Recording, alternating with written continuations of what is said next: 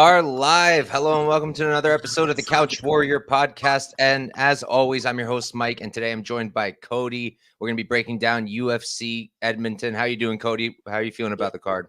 Oh, I'm good, man. Nah, it's a pretty good card. I mean, it's not UFC 308, but it's a pretty solid card, man. Canada's getting some spots to get some dubs. That's important for them. So, yeah. After the last Canadian event? Seriously, man. I think they got a better chance on this event, I think, to get some wins, but we'll talk about that. Yeah, I think we're going to have a case of the UFC 308 hangover for a while, but hopefully some of these cards can at least be comparatively good. At least Max and Rob won't be getting finished in the next few cards, so we can chill at least a little bit. Yeah, don't even get me started. Pain. Bro, I'm such a big Max fan. That was so brutal. And I was so hype at first, too. I was like, damn, he's looking good. I wasn't sure if he was winning or not, but I was like, okay, this is good. This is good. And then just a few hooks and he was cooked. Yeah, it was a competitive fight, but you had to think in the back of your mind, like, the longer this goes, it's going to start swinging into Max's favor. So, hey, Ilya looked friggin' great. Got to give him props. You think there's anyone who could beat Ilya? I think at 45, the best chance is probably Diego. Just because 5 rounds, it's not like I see Ilya going out there and just wrestling to win rounds for 25 minutes. He could. I think he definitely could take Lopez down. I just don't see him, like, winning 3 rounds by wrestling. So realistically, they're going to strike for the most part. And I think it's not that I wouldn't favor Ilya in that. I probably would. But I don't know, man. Lopez is going to have, like, some size on him. Dude cracks. He could definitely knock Ilya out. He has aura. He does have aura. I mean, they both got aura at this point. But. They both do. That's a fact. All right, before we hop into this card, let's catch up with the chat. There's only really 2 people in there, and one of them is our boy. We got Jackson. What's up, Jackson? Thank you for tuning in. And then we got Tyler, 138 MMA. Tyler, I would line the over 5.5 underdogs at like plus 1,000 because I don't think I'm gonna get even close. Honestly, I have 1 underdog so far, just 1. Wow, really? Yeah. I'm not gonna lie. I'm looking at this card as like almost every underdog on this card has a freaking shot, in my opinion. Yeah, for sure. There's still a few fights I want to look into more, and there are a lot of dogs, but a lot of competitive fights. Not too many huge favorites. No, not at all. But all right, let's dive right into it real quick. I will pull up our good old Tapology. All right, and we're ready to go. So first fight of the night, we've got Jack Shore. Oh, this is the first fight now? Okay. I don't know why it's the first fight, but maybe I feel like maybe recently they're trying to put like good fights first because we had Leal Fakhretdinov in the first fight last weekend. That was a great fight. Trying to get people interested early, I guess. Yeah, hey, I mean, I'm cool with it, honestly. Just don't do us with those 3 low-level women's MMA fights again. That was rough. But here we have Jack Shore versus Youssef Zalal. Shore, 17-2-0, 29 years old, 5'8" with a 71-inch reach. He is up at featherweight, used to be a bantamweight, but he's had a feud fight instead in this weight class now. Zalal, 15-5-1. He's 28, so he's 1 year younger. Going to be 2 inches taller, and he's going to have a 1-inch reach advantage. Start us off, Cody. Yeah, I think this is a good fight, man. Honestly, it is at 145. And Shore, I really just, I don't know, man. I think he's much better suited for 135.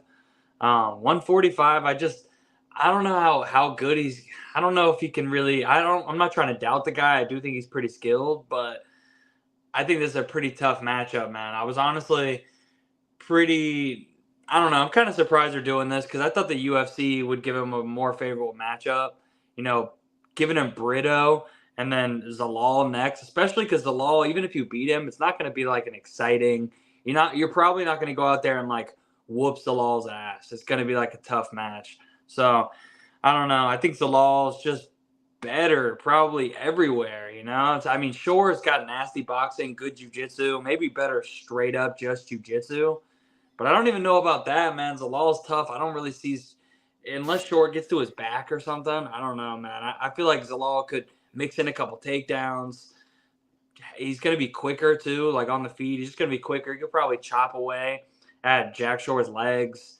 I don't know. I think Zalal wins. I think he's the rightful favorite.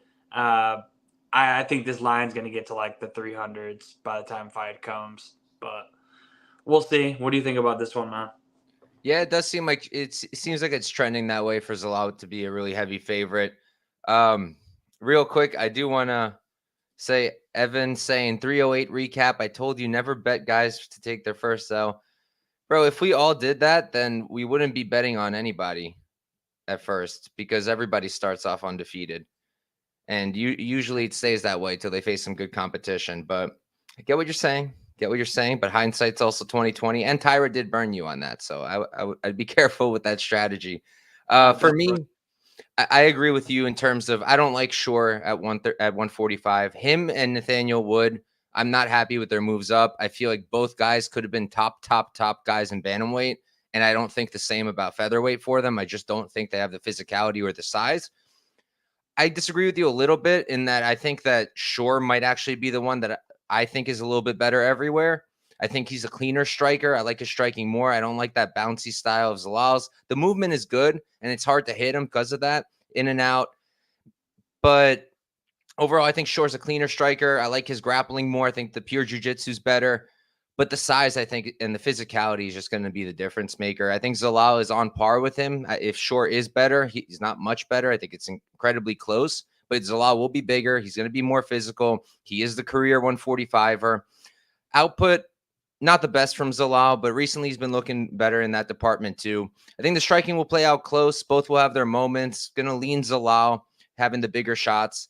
And in the grappling, it's going to be interesting too. Shore's got some pretty good takedown defense. Zalal, solid grappling. Shore's pretty good of a wrestler in his own right. And Zalal can be taken down. So it's going to be interesting to see if Shore can get his own takedowns or who's going to have the upside in the grappling.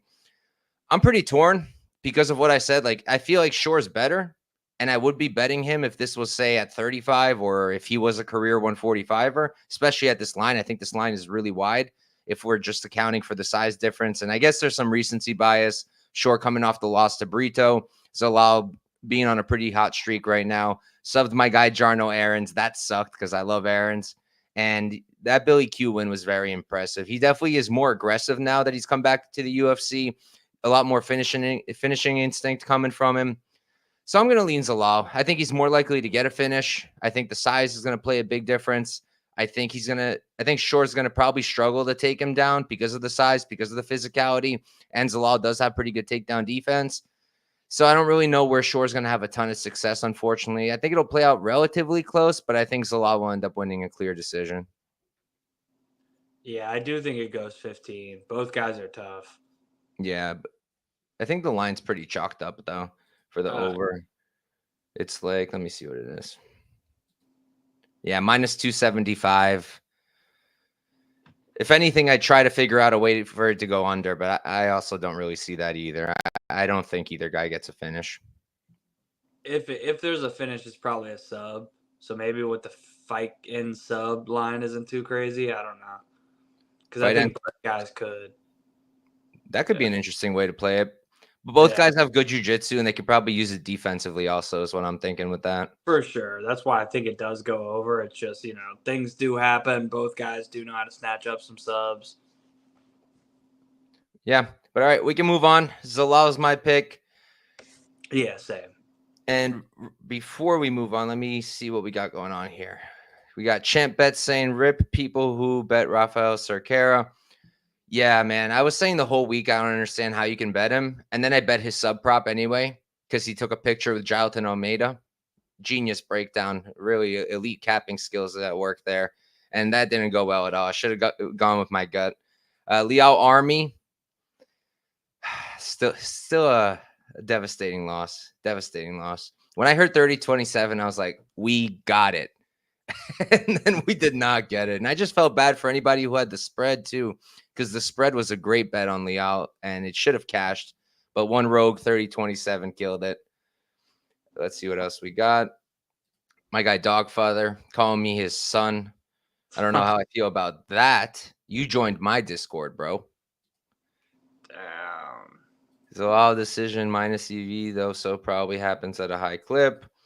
So I actually meant to talk about this, the whole Factory X not being a gym anymore. I don't know if he's with Royval.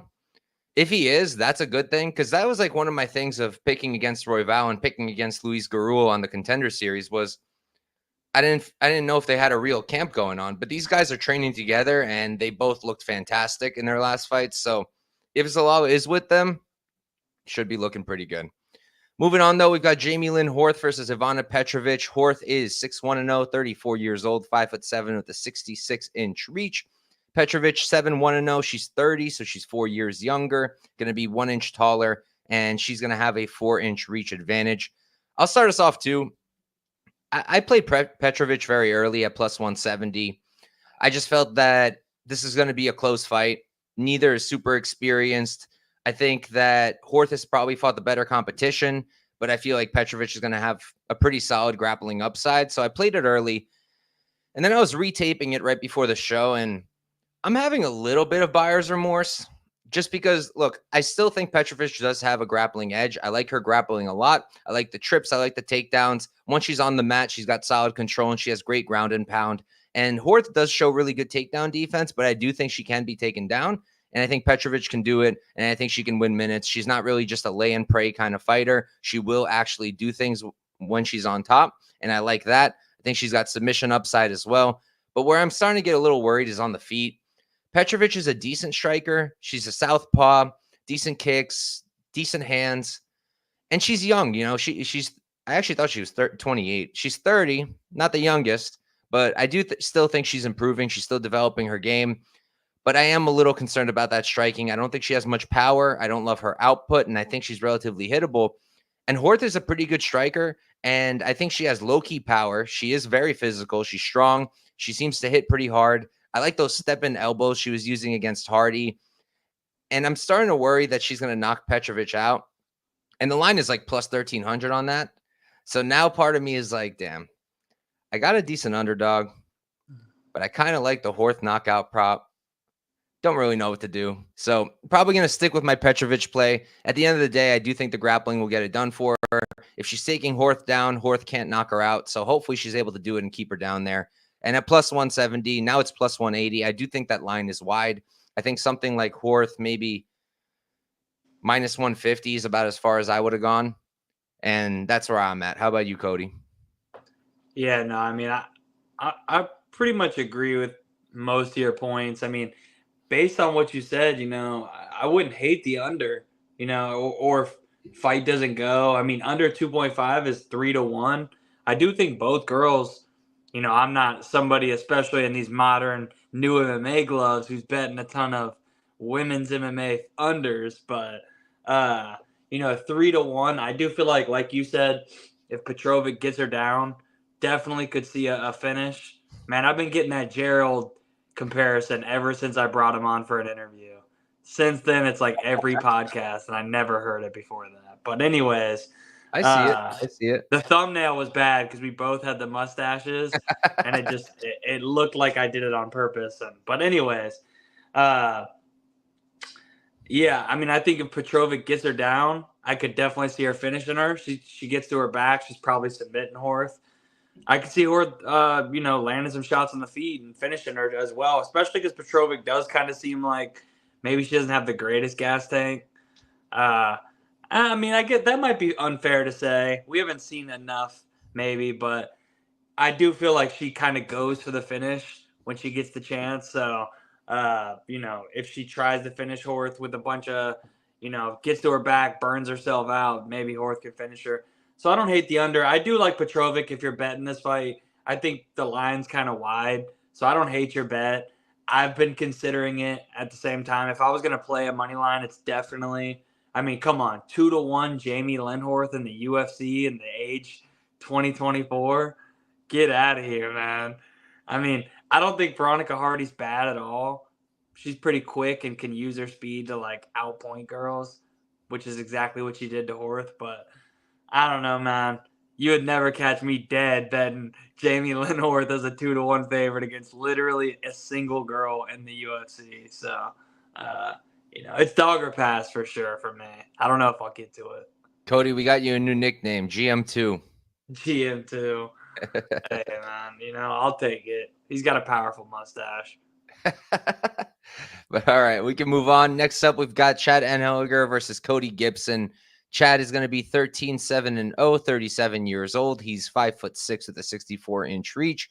Gibson 20-10-0. He's 37 as well. Going to be 4 inches taller, and he's going to have a 7-inch reach advantage. Why don't you start us off, Cody?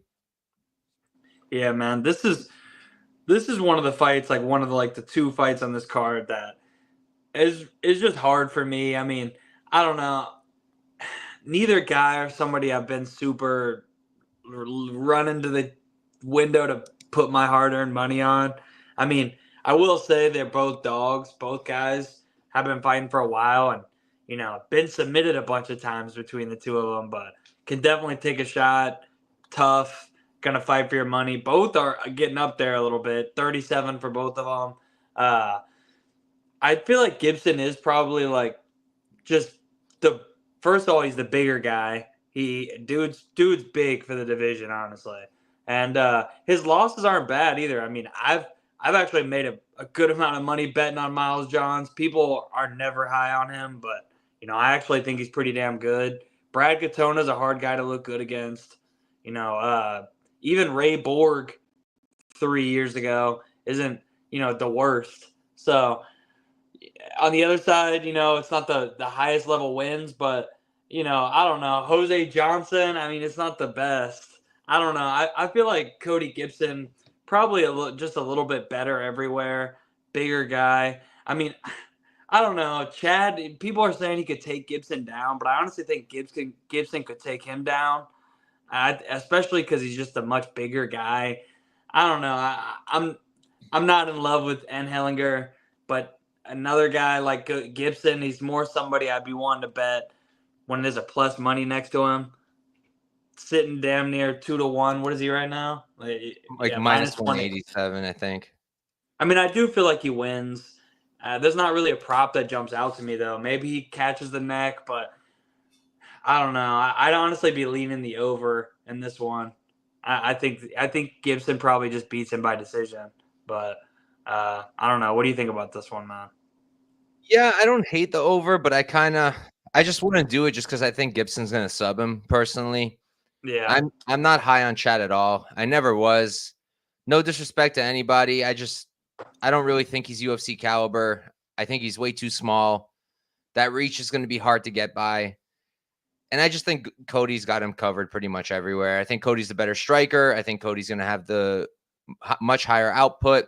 I think it's crazy to think that Chad is going to take him down. I feel like it's going to be Gibson getting the takedowns. He's a good wrestler. I believe he comes from a wrestling base. And his jiu-jitsu is also pretty good. I can see him taking the back. I can see him catching Chad in something. And I do think he's going to sub him at some point. I don't put too much emphasis into the Jose Johnson loss for Chad, maybe because I'm biased. I think Jose's low-key good, a little bit underrated. But, yeah, I think Gibson's got him covered. I think on the feet, he's going to land more. He's going to land more effectively. He can strike at range, whereas Chad's going to have to close that distance, get into the pocket where he's good. And I just don't know if that's going to be super easy for him. And then in the grappling, like I said, if Cody doesn't like how it's going on the feet, I think he can take Chad down. And I think that sub will be there. So it's Gibson for me. I didn't bet it because minus 187 on a 37-year-old Gibson isn't super enticing. But at the same time, I haven't really been able to come up with a way that Chad wins here outside of Gibson just completely choking. So maybe I will lay the chalk. We'll see. Maybe I'll parlay. But I try not to parlay too much anymore. And we can move on. Next up, we have an absolute banger. We have Serhiy Sidey versus Garrett Armfield. Or is it Sidey or Sidey? I think everybody says it's Sidey. Yeah. Sidey, 10-2-0, 28 years old, 5'11" with a 72-inch reach.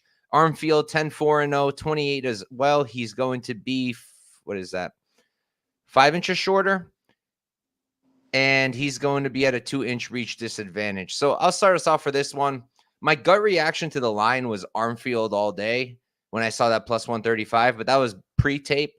Once I taped it, I kind of moved away from that. I do think that Armfield is very live. I think he hits harder. I think on the feet it's very close, and I don't really see much grappling happening here. So because of that, I do think he's a very live dog.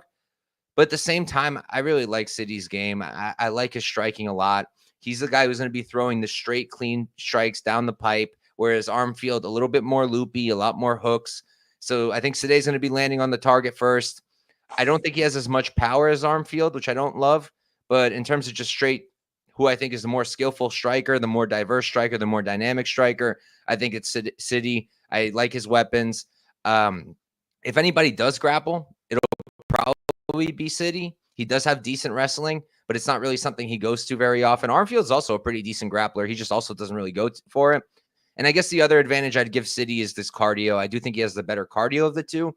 I don't put too much emphasis into the Armfield loss to Brady. Like, I don't think that means he has bad cardio. Brady is just relentless. His pace is ridiculous. And Sidey has, I guess, a similar pace, but it's on the feet. It's not grappling. And I think the grappling, really heavy grappling pace really slows people down more. So I don't put a ton into that. I think that the Brad Katona fight is probably the best kind of fight to look at for this one. And he performed really well there. The cardio not only held up, but he outlanded Katona significantly in the third round. Looked great. So for me, it's a tough call. I think Armfield's a decent dog shot. I'm going to pass just because I'm fairly confident Sidey's going to win, but it is a really good fight. What are you thinking? Yeah, I kind of had the same gut reaction when I first saw this. I was like, this Contender Series guy who I didn't even think looked that great, and he's a pretty decent favorite. And like you said, I actually think Armfield's pretty good.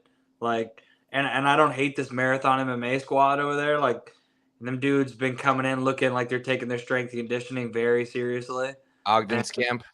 Yeah. And Ogden's does have, like, people discredit Ogden so hard, man. But that guy, he knows how to win fights, man. They might not always be entertaining, but we're betting money. I don't care about entertainment.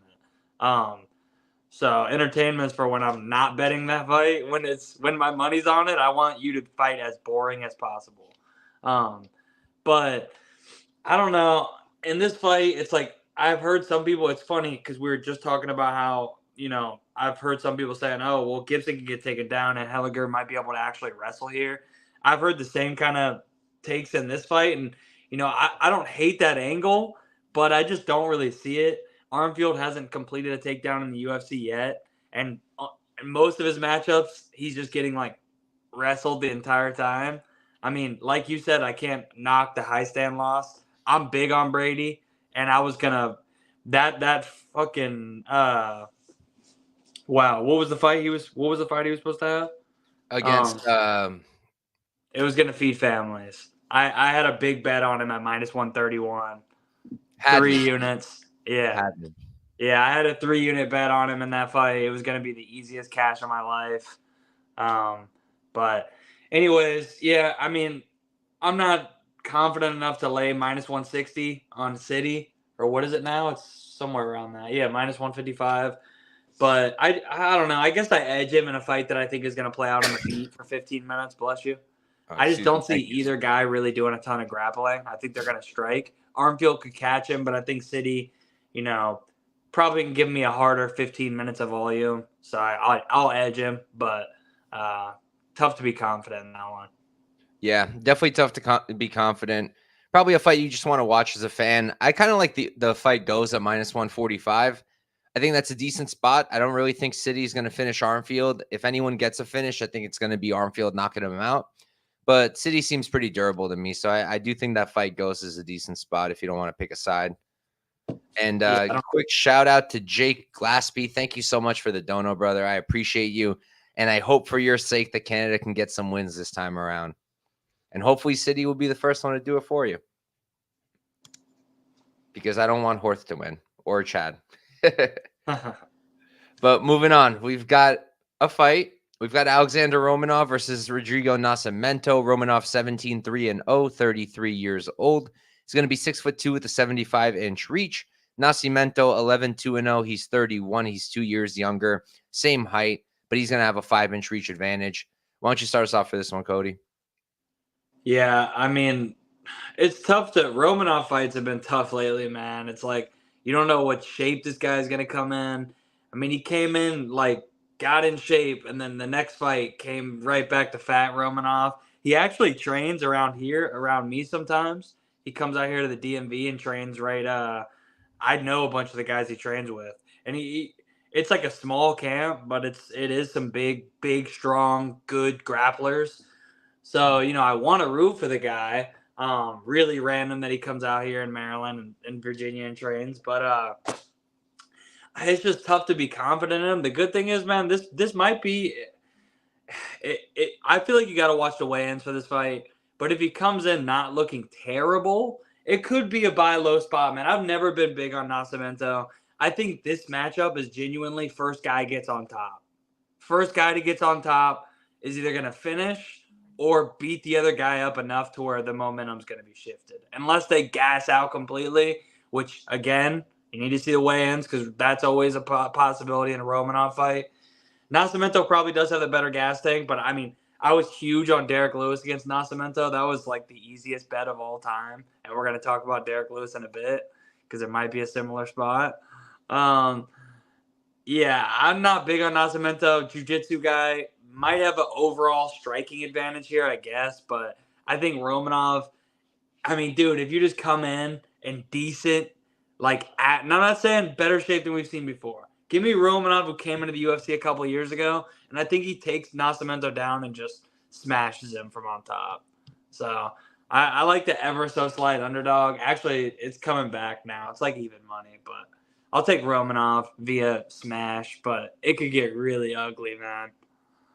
Yeah, it's probably going to get really ugly if this goes past 2 minutes. For me, I've really never been high on Romanov. I remember when he made his debut, everyone was going crazy. And I was like, if you look at his regional tape, he's beating up literally old men who are severely undersized. And it was just terrible. And not much has changed. He's been in the UFC now, what, I think 3 or 4 years. And it doesn't seem that improved to me. I mean, going to a decision and beating Blagoy and outstriking him by a decent margin, that's pretty good. That's pretty good. And it was definitely a big step up from what I normally expect from Romanov. But overall, I'd only bet him when he's fighting a guy who really has no grappling whatsoever. Because then once he gets on top, super heavy, super difficult to get off of you. His ground and pound is terrible. Him and Aileen Perez have the same ground and pound where they're kind of just like hitting like this. And it's not even that effective. He has a forearm choke. That doesn't happen at a higher level. That pissed me off when I watched it. That was crazy. And I had the under in that fight, but I was like, bro, what are you disgusting? People were like, oh, bro, he's built different. I'm like, dude, that was just homie quit. Like, I don't know. Yeah, I can't with him. Like, can't trust the cardio. I hate his striking. I really do not think he's a good striker. Striking looked improved in the Ivana fight, but not by much, in my opinion. Still super hittable. Cardio is a huge concern. Never know what to expect with him in terms of is he training or is he not? What's he going to look like physique-wise? And then Nascimento isn't much more trustworthy than him. Got taken down by Derek Lewis, of all people. Real D1 wrestler there. So I got to think that Romanov can probably get him down. Nascimento, though, good jiu-jitsu. Maybe he can get some sweeps. Might be really hard against a guy as big and heavy as Romanov, though. But on the feet, I favor Nascimento. I think he's the cleaner striker. Doesn't have the best output, but I do think he's a better striker, and I think he has more power on the feet. Romanov doesn't tend to really hurt people standing much, and I think Nascimento can, and I think he's just a cleaner boxer. And his jiu-jitsu, I think, is better as well. I think that if he's the one who gets on top, I think he'll sub Romanov shortly after. So for me, I lean Nascimento, but not with much confidence. And this is one of the fights I have on my list to come back to when I have a fresh mind and think about it a little bit more. But right now, it's just an overall pass. Not really dying to play either of these guys. Yeah, it's probably the smart move, man. Champ saying maybe the under is a better look than betting Romanov straight up. Yeah, I mean, and the under 1.5 is plus money too. It's plus 140, which is interesting. I just hate. I hate 1.5s. They are not my thing. I'm terrible at them. They make me anxious because it's only 7.5 minutes. So I really don't like betting under 1.5s too much. Yeah, I don't play those, especially man. Come on, modern day gloves, bro. Come on, dude. And the These gloves. unders are not cashing. It's gonna have to be crazy. I'm only playing crazy number unders for right now. Yeah. Someone in my Discord posted like, I think someone did like a stats thing. They looked through everything, and apparently knockouts have decreased by like 30%. Yeah, I saw the numbers on it. I don't want to pull it out of my ass right now, but they're way down. They're down like a lot. I think it's actually like 35, 40%. Yeah, so somewhere in that range. I'm hesitant to believe that it's because of the gloves. They made the gloves lighter. I was talking to someone about this today, also in the Discord. Free, by the way, for everybody watching that wants to join. Link in the description. Little plug. But I was talking about it today, and I was like, the gloves are an ounce lighter. You would think that they're going to hit harder with it. But someone man, because less concussive like weight. Yeah, Like so that's what someone else was saying. Yeah. Like believe me, like the light gloves cut more, but I actually prefer. Well, I guess it depends on what you're worried about, but I'd much rather like box and like lighter gloves, uh, like MMA style gloves, like the MMA sparring gloves that a lot of people wear, like the thick knuckle. They're only like what, like I don't know, probably 6-8 ounces, but they weigh like you get some heavyweight with fucking 16-ounce gloves on, just blast through your guard and shit. Like, fucking, I don't know. I mean, it's less That's a lot of reasons why some people think that the concussive damage you get in boxing is worse. Now, I'd lean more toward the fact that there's nothing else to do. You can't grapple. You're getting stood up, yada yada. But I think the big gloves plays a role there. So I don't know. We'll see if it's the gloves. We need more data, but I mean, in general, that's why in bare knuckle you see the cuts, but you don't see as many like flash KOs. Like in bare knuckle boxing, you don't really see a ton of like flash KOs. You'll see dudes go down from like a cut, or like they get rocked so hard that they just go down and quit, or like hold their face, break their face or something. But it's pretty rare. Like it's pretty rare in bare knuckle boxing. You see dudes like get sparked unconscious, and when they do, it's usually just because they have some absolute taxi driver who's never thrown a punch in his life, and it's just some mismatch. But like you're not seeing a ton of like flash KOs. So I don't know, but we'll see. We need more data. Yeah, Champ bringing up a good point, because they've been using the gloves for 2 seasons on the Contender Series, and we've seen some knockouts. I mean, Loner Kavanaugh slept Antoine O, absolutely slept him, and there were a bunch of knockouts. So maybe we just need a bigger sample size. We'll see. Yeah. The new gloves broke Whitaker's teeth. That was all forearm. That was all Hamzat, just straight grip strength. That was crazy. Yeah. But all right, we can move on. Next up, we've got a really good fight, and I'm very curious about your opinion on this one. We got Charles Jourdain versus Victor Henry. Jourdain, 15-8-1, 28 years old, 5'9" with the 69-inch reach. Henry, 24, 6-0, 37, so he's 9 years older, 2 inches shorter, and he's going to be at a 1-inch reach disadvantage. I'll start us off for this one. I love Victor Henry. I think he's awesome. He's got some great wins. Came in against Barcelos, shocked everybody. Really, really good output. Great at creating angles on the feet. The striking is great. Mixes up the targets really well. I think both guys, the striking is very similar. They have similar arsenals, similar weapons. Both use a lot of knees and elbows, a lot of kicks, a lot of movement, especially from Henry. Not so much movement from Jourdain. I don't like that he'll get into the pocket and then just plant his feet like he did against Nathaniel Wood, where they're just dirty boxing, standing like this next to each other. Don't love when he does that. I prefer he moves around a little bit. But overall, I think their striking is very similar. I think Jourdain will have the power advantage. So kind of lean him on the feet because of that. And it's not like he's a low output guy. It's not like he's a counter striker who doesn't throw much. he leads the exchanges and he throws a ton, and so does Victor Henry. But I do give the power to Jourdain, so I kind of favor him on the feet. My main concern here, I got two of them. I guess I got three of them. First off, the cut for Jourdain to 135. I don't know how I feel about it. He's not a huge featherweight, but he seems really well filled out. So I don't know if that cut's going to go great for him. Could affect the cardio, could affect the chin. Other issue I got with him is he got knocked out literally 4 months ago by Gene Silva. Don't know if it's too soon to be coming back and making such a weight cut. And then on top of that, I also have concerns about his fight IQ. And on top of that, I also have concerns about his grappling. His takedown defense isn't the best. It's not terrible, but it isn't the best. You could take his back. And Henry hasn't gotten a single takedown in the UFC, but he is a good wrestler. He does have good jiu-jitsu. I think that he has all the grappling upside. I think if anyone gets a sub, it's likely him. I think he could take the back, and if not finish Jourdain, at least finish the round there and win the round that way. So I'm really back and forth. My eyes and my brain are saying Victor Henry because of all those red flags I listed.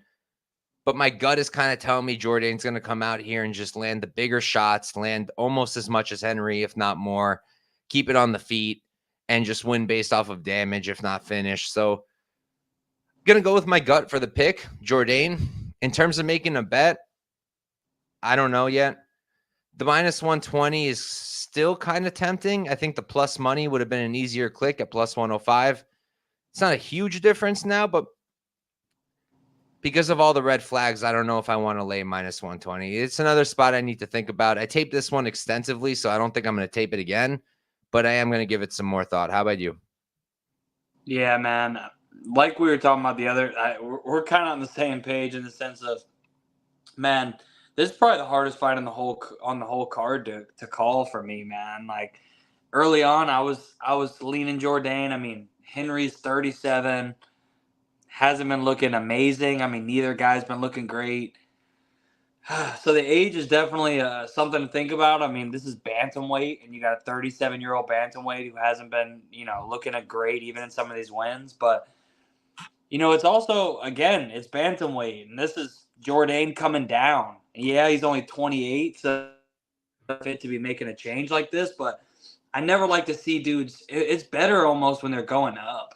But when you get a couple of losses and you go down in weight, it rarely goes well, man. And I feel like it's almost never the solution. Can you name anyone who had success doing that?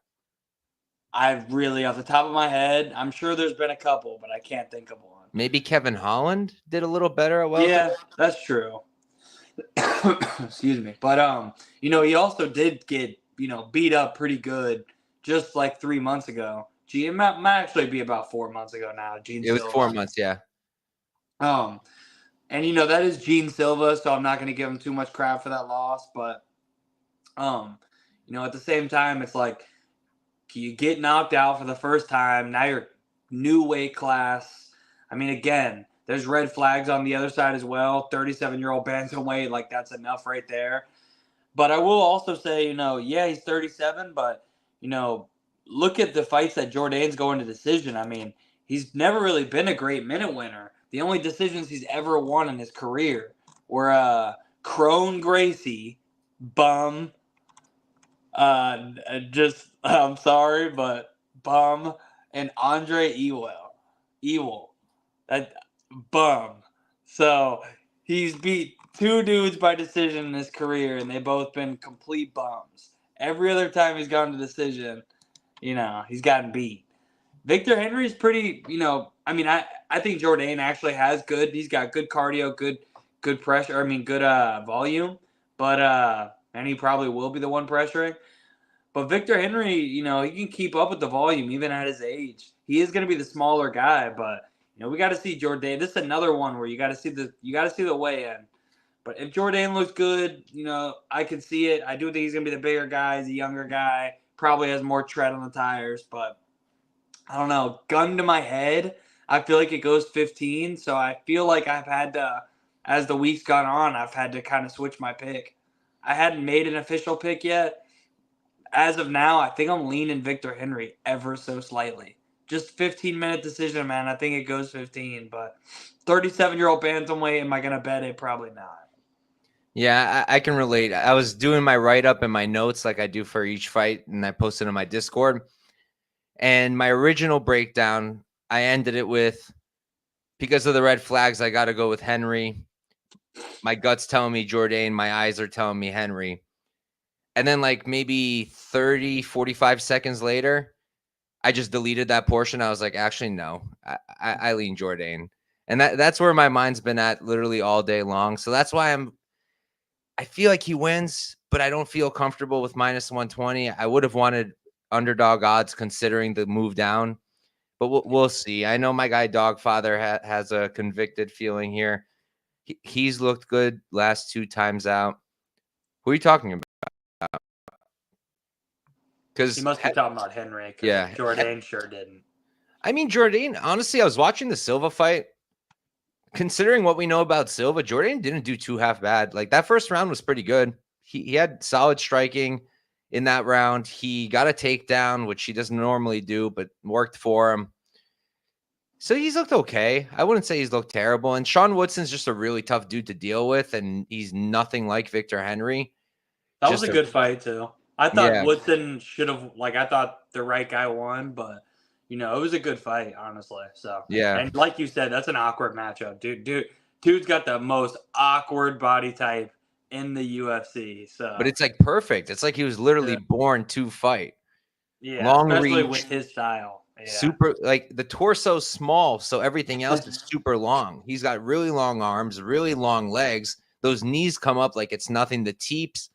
So that was tough for Jourdain to handle, and he still did a decent job. And my other thing with Henry is, has he really fought anyone in the UFC kind of like Jourdain with like that pop in his punch and the high output coming back his way? Like the closest I could really think of was Barcelos. And Barcelos is kind of aging at this point, so not even the best comparison. So that's another thing that kind of made me lean towards Jourdain, because if he does come in healthy, that power and pressure might be a little bit too much for Henry, but we'll find out soon. And Dogfather over here was quoting himself, referencing himself. Back when my Discord first started, Dogfather, when I thought he was just some random square who knew nothing about MMA, he was like, Jourdain sub over Ricardo Ramos, Jourdain sub, Jourdain sub, Jourdain sub. And we were all just kind of like, okay, bro, okay. And then that shit hits. He wins a couple $1,000s off it. And I was like, okay, I don't think you're a square. I don't think you're a square. Nice. And we got some good examples of people moving down and having success. The legend Aldo, that's a fact. He did do really well at bantamweight. That is the shining example for real. But that's Jose motherfucking Aldo. Like, Aldo's built different. That guy's not human. Just a legend. Chidi, decent example. Cannonier's another one. He moved down 2 weight classes. As somebody who's been betting and winning money on Chidi, let's. I love you, Dogfather, and I'm looking forward to getting you on Wager Wars. Don't ever name Chidi at one line under Jose Aldo. Don't ever do that again. Yo, but when I eventually make my Wager Wars debut, I want either Dogfather or I want Evan. Those are my call outs. Those are my call outs. Dogfather's coming on here soon. I think, is it 309 you're coming on for? I got to look at my calendar. But I got to bring his ego down a little bit. I got to get that guy down. Maybe then he'll rejoin my Discord. But moving on, we've got Ariane Lipski versus Jasmine Jasudavicius. Lipski 17-9-0. She's 30 years old, 5'6" with a 67-inch reach. Jasudavicius 11-3-0. She's 35, so she's 5 years older, 1 inch taller, and she's gonna have a 1 inch reach advantage. Cody, start us off, brother. Yeah, I've never really been super high on Lipski, but I really do think she's gotten a lot better these past couple of years. And Karine Silva's no joke, and before that, Casey O'Neill, okay, not the highest level win of all time in 2024, but still, or 2020. Was it 20? Yeah, it was 23. And then Melissa Gatto. I actually think Gatto's pretty solid, so that's not a bad win. JJ Aldrich, okay, you know, it is what it is. Went out there and did what she was supposed to do, though. It's not like Jasmine Jasudavicius' wins are much better. I mean, Priscilla Cachoeira, Miranda Maverick. Miranda Maverick's not bad, but Gabriela Fernandez, like, neither girl's got, like, the highest level wins. And I do feel like if there's a finish, I mean, I would lean on the Lipski side. Then again, though, we've seen Lipski finish a couple times. And I will say, Jasmine doesn't have like the most technical ground and pound, but she will just decide to go for it sometimes and just start absolutely throwing bombs from top. So maybe she could hurt Lipski. I mean, we've seen Lipski get taken down and get ground and pounded several times. So I feel like Jasmine can get takedowns here. I mean, it seems like maybe one of the public dogs this week might be Ariane, but me personally, I just don't really see it. I mean, it's not that I don't see it because I do see a path. I mean, I feel like she was kind of like undervalued when she first got to the UFC because, well, when she first got here, it was like, oh, Queen of Violence. And then when that didn't materialize perfectly, people were like, oh, she's a complete bum. It's like, no, she's pretty solid, man. But I actually think Jasmine is like good. Like, I don't think she's going to get like the belt, but I think she's like a level below that. She's going to be ranked. Yeah, I think she'll make her way to the top 15 eventually, Jasmine. I think she's pretty solid, man. I think she can get the takedown here. She'd be one of the Canadians on this card. I mean, she is 35 in this division, 125. She's kind of got to get going. So, I think she does get it done here. They probably need to go ahead and, especially if they want a Canadian fighter that's getting some wins. Not that she's some sort of star, but yeah, give me Jasmine Jasudavicius by decision probably, but maybe if the TKO prop's crazy, we have seen Lipski get finished a couple times, maybe, but I would lean towards the decision. Yeah, tricky fight for me because on one side, I think that Lipski has improved a crazy amount in the last few years. I mean, takedown defense has gotten way, way better. She's defending takedowns left and right, and she really wasn't getting taken down again until that Karine Silva fight. But then that's where I'm starting to think, okay, I don't even think Silva's that great of a wrestler. She's just really strong and physical. Jasmine's a great wrestler, but she's also huge and physical. So while I really like Lipski's takedown defense now, I think she uses underhooks incredibly, and she's always fighting for hand control, and the hips are great. I really do rate her takedown defense highly now. Because of that Karine Silva fight, I kind of feel like Jasmine's probably going to be able to bring it to the ground. And Jasmine's got really good wrestling. Ground and pound is fine. Control is solid. I don't hate the TKO look. I think the KO, I was just looking, it's plus 750. Don't hate it. It was plus 900, like, I think earlier today or yesterday. I guess some big money came in. I think limits are starting to open up. So I definitely don't hate that because we've seen Lipski TKO'd on the ground before. Get her in a spot where she can't get out of it, and you can get her out of there. So I wouldn't be shocked. But then at the same time, if I am wrong and Lipski isn't taken down, I think Lipski's way better in the striking. I think she's a much better striker than Jasmine. Jasmine is not a good striker. God bless Fatima Klein coming in on short notice against her. Fatima was out striking her clean, and she was smaller. She was on short notice, if I'm not mistaken. And it wasn't a great look. And I think Lipski's a better striker than Fatima. Fatima is known for her grappling. She happens to have developed decent striking, but she's a grappler too. And if she could do that, I feel like Lipski could definitely outstrike her. She's got a lot more tools. Her kicks are really good. She targets the body well. Queen of Violence is a good nickname, I believe. So I'm pretty torn. I have to pick Jasmine, that's for sure, because of that grappling edge, because of what I said with the physicality. I do think she brings it to the ground, despite Lipski's better takedown defense. But I don't really want to play Jasmine at minus 225. Just don't really want to do that because of the striking. And if the number gets too crazy, if I get Lipski, I guess not much further from where it is now, plus 200 will probably get at least a small click from me. We'll see. This is another spot I want to look at a little bit more, but we'll have to see what happens there. Glenbot saying, if Jasmine can't hold Lipski down, what does the stand-up fight look like? If this was a kickboxing match, I feel like Lipski would be minus 600, if not higher. What do you think? You probably, I don't. I think she beats her up if she can't get the takedowns. I just don't think she's got stuff the takedowns. But hey, I do think her takedown defense has gotten better. I do think there's a big firepower difference on the feet. She's a lot faster too, and she's gonna have more weapons. Like she's got better kicks. She'll throw elbows. Again, I can't knock anybody taking a dog shot. You guys, I mean, if you know me and how I bet, I ain't laying minus 220 Jasmine. I just said I think the girl becomes ranked at some point, but hey, this would be dog or pass for me if I was betting it, especially considering it's 2024, how the judging has been, and you got a girl who, maybe because Lipski's been finished a couple times, she could find a finish, but realistically, Jasmine's path is to take her down and wrestle, win 2 rounds at least, and win a decision. And she's at home, so that'll help her not get, screwed on the judges, let alone potentially have a, bias if it's close. But, still, my philosophy, if I'm betting chalk, especially at lower level fights, if I'm betting chalk, the chalk fighter needs to have a high likelihood of finishing. I'm not paying chalk for you to go out there and best case scenario, most likely win a decision. Fuck that. With the judges we have right now, that's the best mindset you can have, I think. Do not lay chalk unless you think they get a finish, because look what happened last week. Look what happens every week. The problem for me isn't even necessarily bad judging. I think they're all just judging off of different rules. Yeah, I was just about to say it's the inconsistency. Same with the reffing. Hey, create a rule and let's stick by it. Yeah.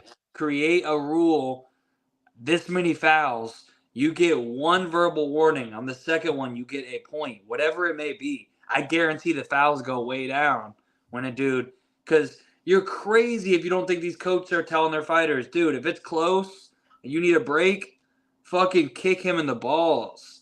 I've literally seen it firsthand. Like, I've had striking coaches tell guys I train with that shit in kickboxing. Like, yo, if you need a break, guy catch you with a good shot, you need a break, or you get hit with a shot to the body, whatever it may be, you need a break. Fucking poke him in the eye. Fucking kick him in the balls. Like, what the hell? If you're getting taken down, grab the fence, because no one's going to do anything about it. Oh, that one goes down. That one's even more so than the others, because that completely changes the fight. You get a guy who, looking like in that Shara fight, he was fighting that complete bum, Chicoli. And dude literally got 2 hands of the cage and was like literally the most egregious cage grab of all time, fighting a straight up jiu-jitsu guy whose only path is to eventually find a way to get a takedown. But for me, like, I'm starting to be of the mindset where it's like, I think we just have to stop with the warnings. You get a warning in the back anyways. The ref literally goes through all of it with you. I don't really see the point of having warnings, because every ref gives a different amount, if any.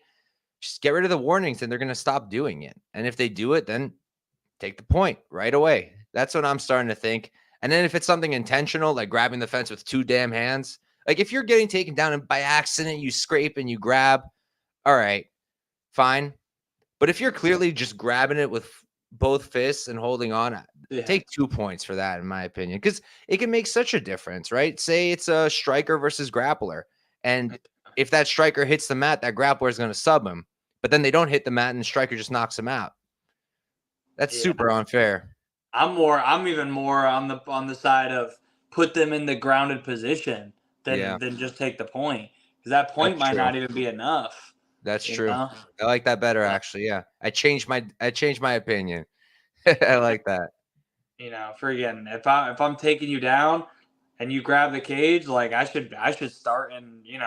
The only way that gets dicey is what position do they start in. It gets a little weird, but I don't know, man. It's tough. I don't envy the job of those refs, but at the same time, we got to do something. Yeah, I think overall it's going to come down to the commission having to put a foot down. What do you think of this? Do you think 12-6 elbows might make a difference? Maybe in a fight like this where Jasmine will be on top a lot. I mean, to be honest, 12-6 elbows aren't even like super they're not even like super plausible in most ground and pound situations. Like, it actually makes more sense to like come around like you tend to do to generate more force. But maybe in the sense of like 12-6 and certain like up against the cage, certain Or like weird full like mount. yeah, like certain yeah, that's another one for sure. There will be some positions where it becomes a thing. We'll see. I'm sure it's going to take a little bit for the fighters to like get adjusted to that. You're probably not going to see a ton of fighters go for it early on because they're going to be Their gut's going to be like, I can't do this. Yeah, it's going to be weird, but I'm interested to see it, man. I'm interested to see somebody get fully mounted, like knees in the armpits up high and just start brutalizing somebody. It's gonna get nasty, but that could be a thing in this fight in particular. So worth thinking about. Let's see what we got. Glenn Bot, I follow I think we all know that they're not following the rules uniformly. Not even close. There is the new rule for the down opponent. I don't know how much it's going to change really too much, because if they just put a knee down, they're still good. But we'll see. Tyler, I do like what Tyler's saying. He thinks groin kicks should get more. Yeah, groin kicks, yes, because those happen by accident for real and often. Yeah. Like, even if you place your kick well and the guy moves in a way you didn't expect him to, it might end up being a groin shot, and I wouldn't take a point for that either. Not on certain, unless it's like egregious, but yeah, the first one that would be a case where I'm more lenient on. It's like cage grab and eye pokes that are really bad for me. Close your fucking fist. If you open your fist, like you can accidentally groin shot somebody on a genuine accident while doing nothing wrong. If you poke somebody in the eyes, you did mess up somewhere along the way. Like, your fingers opened. Like, and that can also clip their vision too. Oh yeah, I mean, dude, I see it all the time. So yeah, no. I did want to bring up one other guy who made me crack up. We got a couch fighter now. You call yourself a warrior? Well, I'm a couch fighter. I come across the world to challenge you to the death. Damn. Well, you didn't challenge me in what? Are we wrestling, fighting, drinking some brews? I can outsmoke you. I can promise you that. That's for sure. But yeah, let me know. Let me know, couch fighter. I like the name. Definitely made me giggle. But we can move on. Next up, we've got Aiemann Zahabi versus Pedro Munhoz. Zahabi, he's going to be 11-2-0, 36 years old, 5'8" with a 68-inch reach. Munhoz, 29-0. He's 38 years old, so he's on the older side, but it's only 2 years. Zahabi's also 36. He's going to be 2 inches shorter, and he's going to be at a 3-inch reach disadvantage. I'll start us off here. I played Munhoz. That's my second money line of the card. I like it quite a bit. Zahabi has had a good what on earth is going on down there? Well, you brought up smoking, you know. Oh, you dabbing? What is that? What's the piece? It's a nectar collector. Oh, do you fuck with it? Oh yeah, no, this is. I mean, I have a rig, but like when I'm doing this or something, or like driving, or something like that, you know, just super easy. Heat right here. Put it right in there. Oh, that's sick. I have an E-rig. I barely ever use it because good wax is hard to find out here. But oh shit! Honestly, after that, after we get off the show, I might go set up the E-rig real quick. Do it, man. But all right, what else we got going on here? Pirate hit. Sorry, Pirate. First of all, what are we? We're 59 minutes in, so I think I'm good to do this. Yeah, Pirate. I tried to wait, you know. I read online that you have about like a 15-minute buffer in your videos where you shouldn't curse or the algorithm will affect it, but after that you're good to go. Oh, okay. I try to keep my smoking to the end. That's what I've been living by, but I thought the show was family friendly. Pirate, get out of here. Pirate's in my Discord. He's my eternal hater. But back to breaking down fights. So I like Munhoz here. Zahabi is on a great run. His last performance was fantastic. Anybody who played him at that money line. It was like +4, 500, I think it was. Great bet. I've been underrating him for a long time. And maybe I'm underrating him again. But I just feel like he was literally I think he was pick'em against Ricky Tercios. And now he's pick'em against Pedro Munhoz. And he's only older. He's not any younger than he was back then. And it's not like he was a 20-year-old kid when he fought Tercios. He was already 32, 33, 34. So I don't know how I feel about it. I on the feet, at range, Zahabi, I think, will have an advantage just based off of the reach, and he can use it. He is a rangy striker, and he's a good striker with solid output. But I think Pedro's a better boxer. I think overall he's going to be better on the feet. I think he's going to hit harder, and the leg kicks should be a good weapon for him as well. And he's just fought the much better competition. He's seen pretty much every kind of look you can get at this point. He's been around the block. Yeah, he's taken more damage, but he's still super durable. And Zahabi's not really much of a power puncher, so I don't really see Zahabi getting him out of there. I didn't expect the line to flip, but when it flipped, that's when I hopped in. I played Munhoz earlier today, I think it was, at -104. Just to win one unit. Not going to make it anything too big. If the line does get crazy, like if I get Munhoz again at like +125, I'd probably double up. But other than that, I'm probably just going to leave it where I'm at. What are you thinking? Yeah, this is a tough one for me, man. I think this one of the Jourdain fights are the hardest on the card, probably. I was on Zahabi in his last fight against Basharat. I played him, and that was a fun cash. That was up there for Good real. stuff, bro. Good stuff. That was up there, cashes of the year for sure. We'll talk about my cash of the entire year, I think, on the next fight. But you know, Zahabi. I mean, also, I'll admit though that was more of a Basharat fade than a Zahabi. That I'm super big on Zahabi.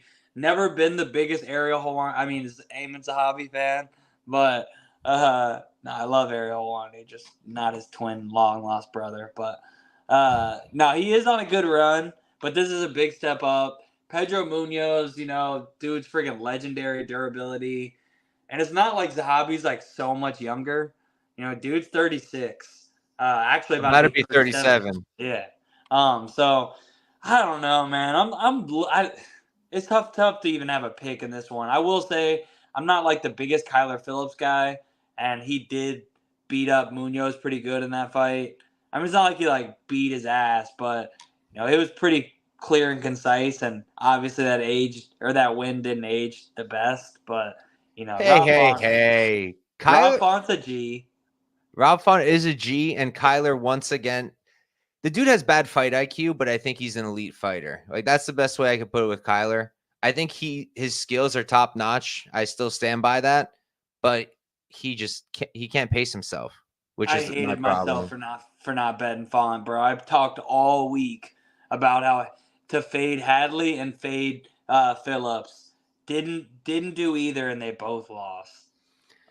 That's disgusting. Honestly, I can relate with the Hadley one because I decided to play Smotherman round 3 knockout, but not the damn money line. And then I've never been a big Smotherman guy, but I thought about it, and then when I saw that line the day of, I was like +500. What the hell, dude? This is ridiculous. But I didn't play it. I thought he had all the tools, but my reasoning was I figure Hadley will grapple, probably win the first 2. Hadley slows down. Smotherman always heavy pressure, even in the 3rd round. So I kind of figured we get to the 3rd round through grappling from Hadley, and Smotherman knocks him out. Really should have just played the money line. After all, he was +500, but it's another lesson learned. Yeah, but I don't know, man. Gun to my head, I guess I would probably lean on the Zahabi side, but I'm not confident at all. I could be swayed. On my pick. It's funny because I mentioned that earlier in that Jourdain fight, but like it's so rare that I go with my gut a lot of times, especially once the tapes it's not like I need to. Do I really need to go watch Pedro Munhoz tape? I've seen every one of this dude's fights, and I've watched Zahabi's last 7-8 fights, so it's like I know these guys, so it's rare that my opinion would change, but. This is one where I'm like 51% Zahabi, dude. I'm as little confidence as possible. I think it's probably going 15. It's probably going to be close. Both guys are pretty durable, especially Munhoz. I don't know, man. I guess I slightly lean Zahabi, but I'm not. I'm just not confident at all. Hate to give these low confidence picks. It's really just those two. It's a fighters. tricky card, man. It's a tricky It card. is. It is a tricky card, honestly. Really Definitely tough. not an easy one, but I think that's one of our first disagreeals, so that's good. Disagreements. Yeah. But moving on, we've got Mike Malott versus Trevin Giles. Malott 10-2-1. He's 32 years old, 6'1" at the 73-inch reach. Giles 16-6-0. He's 32 as well. Going to be 1 inch shorter, and he's going to have a 1 inch reach. One inch reach advantage. Why don't you start us off, Cody? So my biggest cash of this entire year, besides my first ever 10-unit play, which was just money line on Robert Whittaker over Alexandr. Obviously gave a little bit of that back against Hamzat because I had him bet. But my biggest plus money hit was Neil Magny round 3 TKO. Oh, you got the TKO? What was the odds? Oh, dude, I was just about to say I need to look. I'm on my phone right now, otherwise I'd look. But I'll pull it up, and I think I tweeted it out, so I'll pull it up. But it was something ridiculous. But dude, it's crazy because I knew I was about to cash like a minute before it happened. Because Malott was like, they had that little grappling exchange, and then Malott like just exhaustedly like accepted bottom position, and I was like, oh, it's over. And I will say it got closer than it should have been because my God, the ref really, I mean, it was because it's not like Magny was hitting it with any power at all. They were like the softest shots, but Malott was so gassed that he literally couldn't even pick his hands up to block the shots. And he was just eating them. And my God, I was at my friend's house who's like a casual bettor, and he's the type that he just wants to fade any of my pick. No research, nothing. He'll just be like, who do you got? All right, yeah, I think he's getting knocked out. Just the other guy looks tougher. And so this motherfucker was like, oh, yeah, no, this guy's getting smoked. I'm putting him in a parlay right now, Mike Malott. So it was like a scream off between us during that third round. But yeah, no, that was my best cash of the entire year. It was the most fun. Them third round plays, especially in that way, man, that was insane. But anyways, that was just because one, it's like Magny, he just has a way of like putting it like I will say, I mean, obviously not always. He's in that role so often, but at a big plus number like that, especially because I haven't been super sold on Malott, like I think he's pretty solid, pretty decent submission skills, pretty decent dangerous striking, good amount of weapons on the feet. We'll mix it up, good kicks, we'll throw elbows and knees. He probably should be, better than Giles everywhere, but, Giles, he has a way of, in his own right, making fights close, like, I swear, I bet Giles, I'll admit, I was just giving myself a pat on the back, I'll do the other side. I bet him against Prates, which now is going to age horribly. Everybody's like, bro, Prates is like the truth. I mean, but if you go back and watch that, what'd you say? It'll age well, if anything. Yeah, I mean, yeah, in that way, yeah. But, when you hear that, it's like, bro, you thought Trevin Giles was going to beat Carlos Prates, but it's like, dude, go back and watch that fight. Giles was looking pretty good, man. He was looking good, but he has a way of, to be fair, doing that. It's like a close competitive fight, and you're like, oh, shit, Giles about to cash as an underdog. And then, boom, either gets clipped, either gets club and subbed. Like, he just has a way of getting finished after looking pretty good. I don't know why the UFC fucking hates this guy, but hold on. Look, it's got a crazy record, man. They were like, hey, go ahead and welcome to the UFC. We're going to give you Roman Dolidze. And he actually scraped that win out. So they were like, good job. Here's DDP. Oh, it didn't win? Here's Michael Morales. Like, can you get, okay, Louis Koski, they did him a solid there. But then Preston Parsons, another guy I'm pretty high on. And then Gabriel Bonfim, Carlos Prates, now Mike Malott. Dear Lord, can this guy get somebody that you're not trying to build? Can he be the A-side one time? Or like neutral? Every one of his UFC fights, he's being brought in. Even the few he's won, he's being brought in to get beat up. literally every one of his fights. You can argue Dolidze, Duplessis, Morales, not Koski, but then Malott, or not Malott, that was a grappling match. Parsons, Bonfim, and Prates, and this fight. Every one of those fights, he's being brought in to get beat up. So I think he loses. I think it's probably going to be pretty competitive. At some point, Malott clips him. I'm going to go club and sub, but, Malott clearly showed in his last fight why he can't be trusted at this number. So I will not be betting him. I won't be parlaying him. But I do feel like at some point, I just don't know if Giles even how committed he is. So, I think Malott clips him at some point, probably latches up the neck. What do you think? I went on long enough there. So for me, I mean, first off, I wanted to say, if he loses this fight, I want them to remake Trevin Giles, Kevin Holland. I remember back in 2020, that was a fight that was supposed to happen. I distinctly remember breaking it down, and I think that would have been a good fight. That would be a good one if he ends up losing this one. But did you watch their grappling match, Malott Giles? Nah, I saw it. It was on there. It's on Fight Pass. I was going to watch it. Haven't got around to it yet, though. How was it?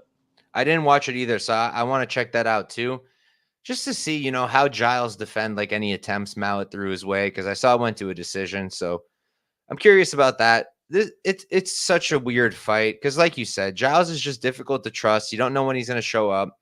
I actually think he's the better striker here, probably by a decent margin, honestly. I really like his striking. I love the way he uses his jab when he leads with the jab, and he does it a lot and then follows up with the combos. I think he does really, really good work.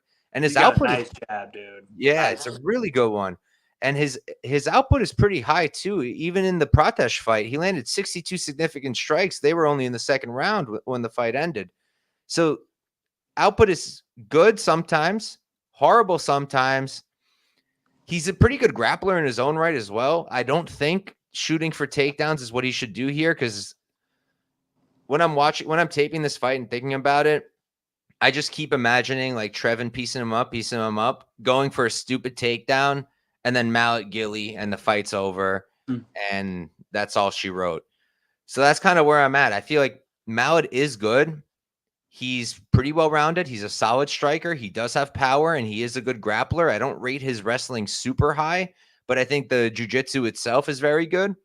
But then there's the cardio, right? I was part of that Neil Magny round 3 team. I was running around screaming generational wealth play of the week, play Neil Magny round 3, and I went round 3 sub as well. So I still cashed the round 3, but I really wanted that plus 10,000 hit. I'm still fishing for that plus 10,000 hit. It was a coin toss. He could have got the rear naked choke. Yeah. So I was glad that I at least played the round 3. And here, I don't know. I really don't. I know that I'm not betting Malott. That much is for sure. I'll pick him to win because I think he's got the finishing upside, and Giles just tends to drop the ball. And I don't really know where he's at mentally at this point. Losing is a mindset. It does tend to kind of play out that way. You start losing, and it doesn't often end up well. But at the same time, if he can survive and just strike like he did against Prates, don't take any unnecessary risks. Don't shoot takedowns unless you really have to. He's going to have the better cardio. He's going to have the better striking. He's going to have the better output. So, yeah, that's what it is for me. It's that versus the finishing ability of Malott. I'll pick Malott. I think it's dog or pass all day long. And I might get to a Trevin Giles bet, but I'm just not sure. I wouldn't hate Giles plus 450 by decision, man. Giles is 5-6-0 in decisions. Malott's never been 15. So, you'd be worried. Obviously, that would fucking suck if he cardio finishes him again. But I don't think that happens again. I think if Giles wins, it goes 15. You could do round 3 decision on DraftKings. Yeah, I don't know what the line is on that, but it's not out yet. But looking at it, so Giles money line is plus 210. Giles decision plus 450. If I had to guess, I think it'll be plus 350, plus 3. And you'll probably get better than plus 450, man, especially because it's a Canadian card or Canadian. It's a Canada card. people are going to be making those Canada parlays. They're going to be parlaying Malott. They haven't learned their lesson yet, the parlay boys with Malott.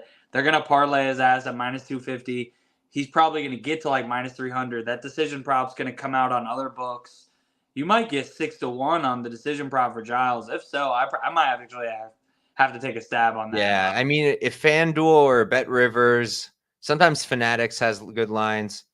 If those drop at like plus 600, I would play that. I might end up on the money line altogether. I don't know. This is another fight I need to come back to.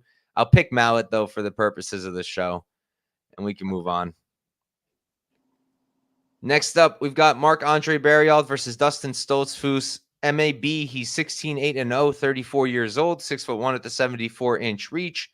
And he's at Kill Cliff. I'm mentioning the gyms because they're both at great gyms. Stoltzfus, 15-6-0, 32. He's 2 years younger, going to be 1 inch shorter, but he has the 1 inch reach advantage. And he's at Extreme Couture, which is a change that I do like for him. And I'll start us off. So I'm torn in terms of picking a side. I think I'm picking MAB to win, but I'm not crazy about it.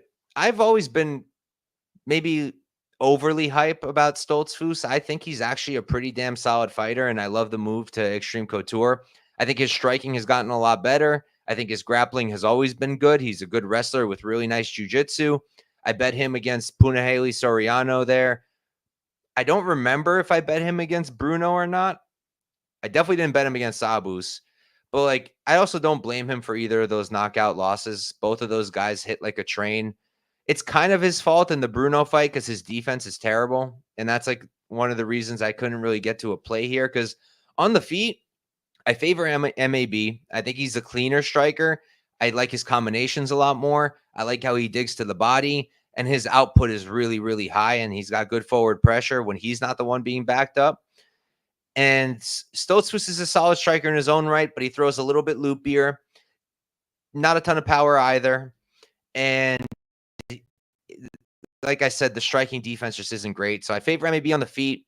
On the ground, I favor Stoltzfus, but MAB's got pretty good takedown defense and solid cardio, so I don't really see him gassing. And Stoltzfus can slow down. We've seen that happen to him. The GM3 fight is one that stands out. I had him as an underdog against your big brother, GM3, and that hurt. That hurt when he ended up getting finished.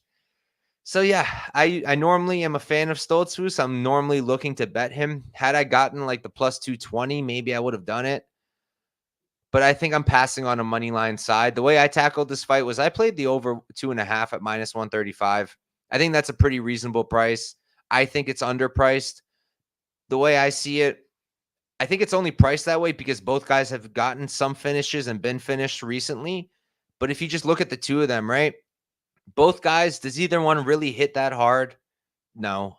Neither one's a major power puncher. MAB, if he finishes somebody, it's an attritional kind of thing. Stoltzfus rarely getting knockouts. I think he has one, and that was the Joe Pyfer injury, so I don't even know if I count it. He did drop Punahele, so he's got some power, but I don't think he's got much. And I think both guys are pretty durable despite getting knocked out twice. They've both been knocked out by beasts, guys who hit really, really hard. Dustin got knocked out by a front kick to the face by Abus. I think most guys would go out from that. And then he got knocked out by Bruno Ferreira. And then MAB knocked out by Chidi, knocked out by Pyfer. All four of those guys are hard hitters, and these two aren't. So I don't really see a knockout. And the only one I could see getting a sub is Stoltzfus, maybe.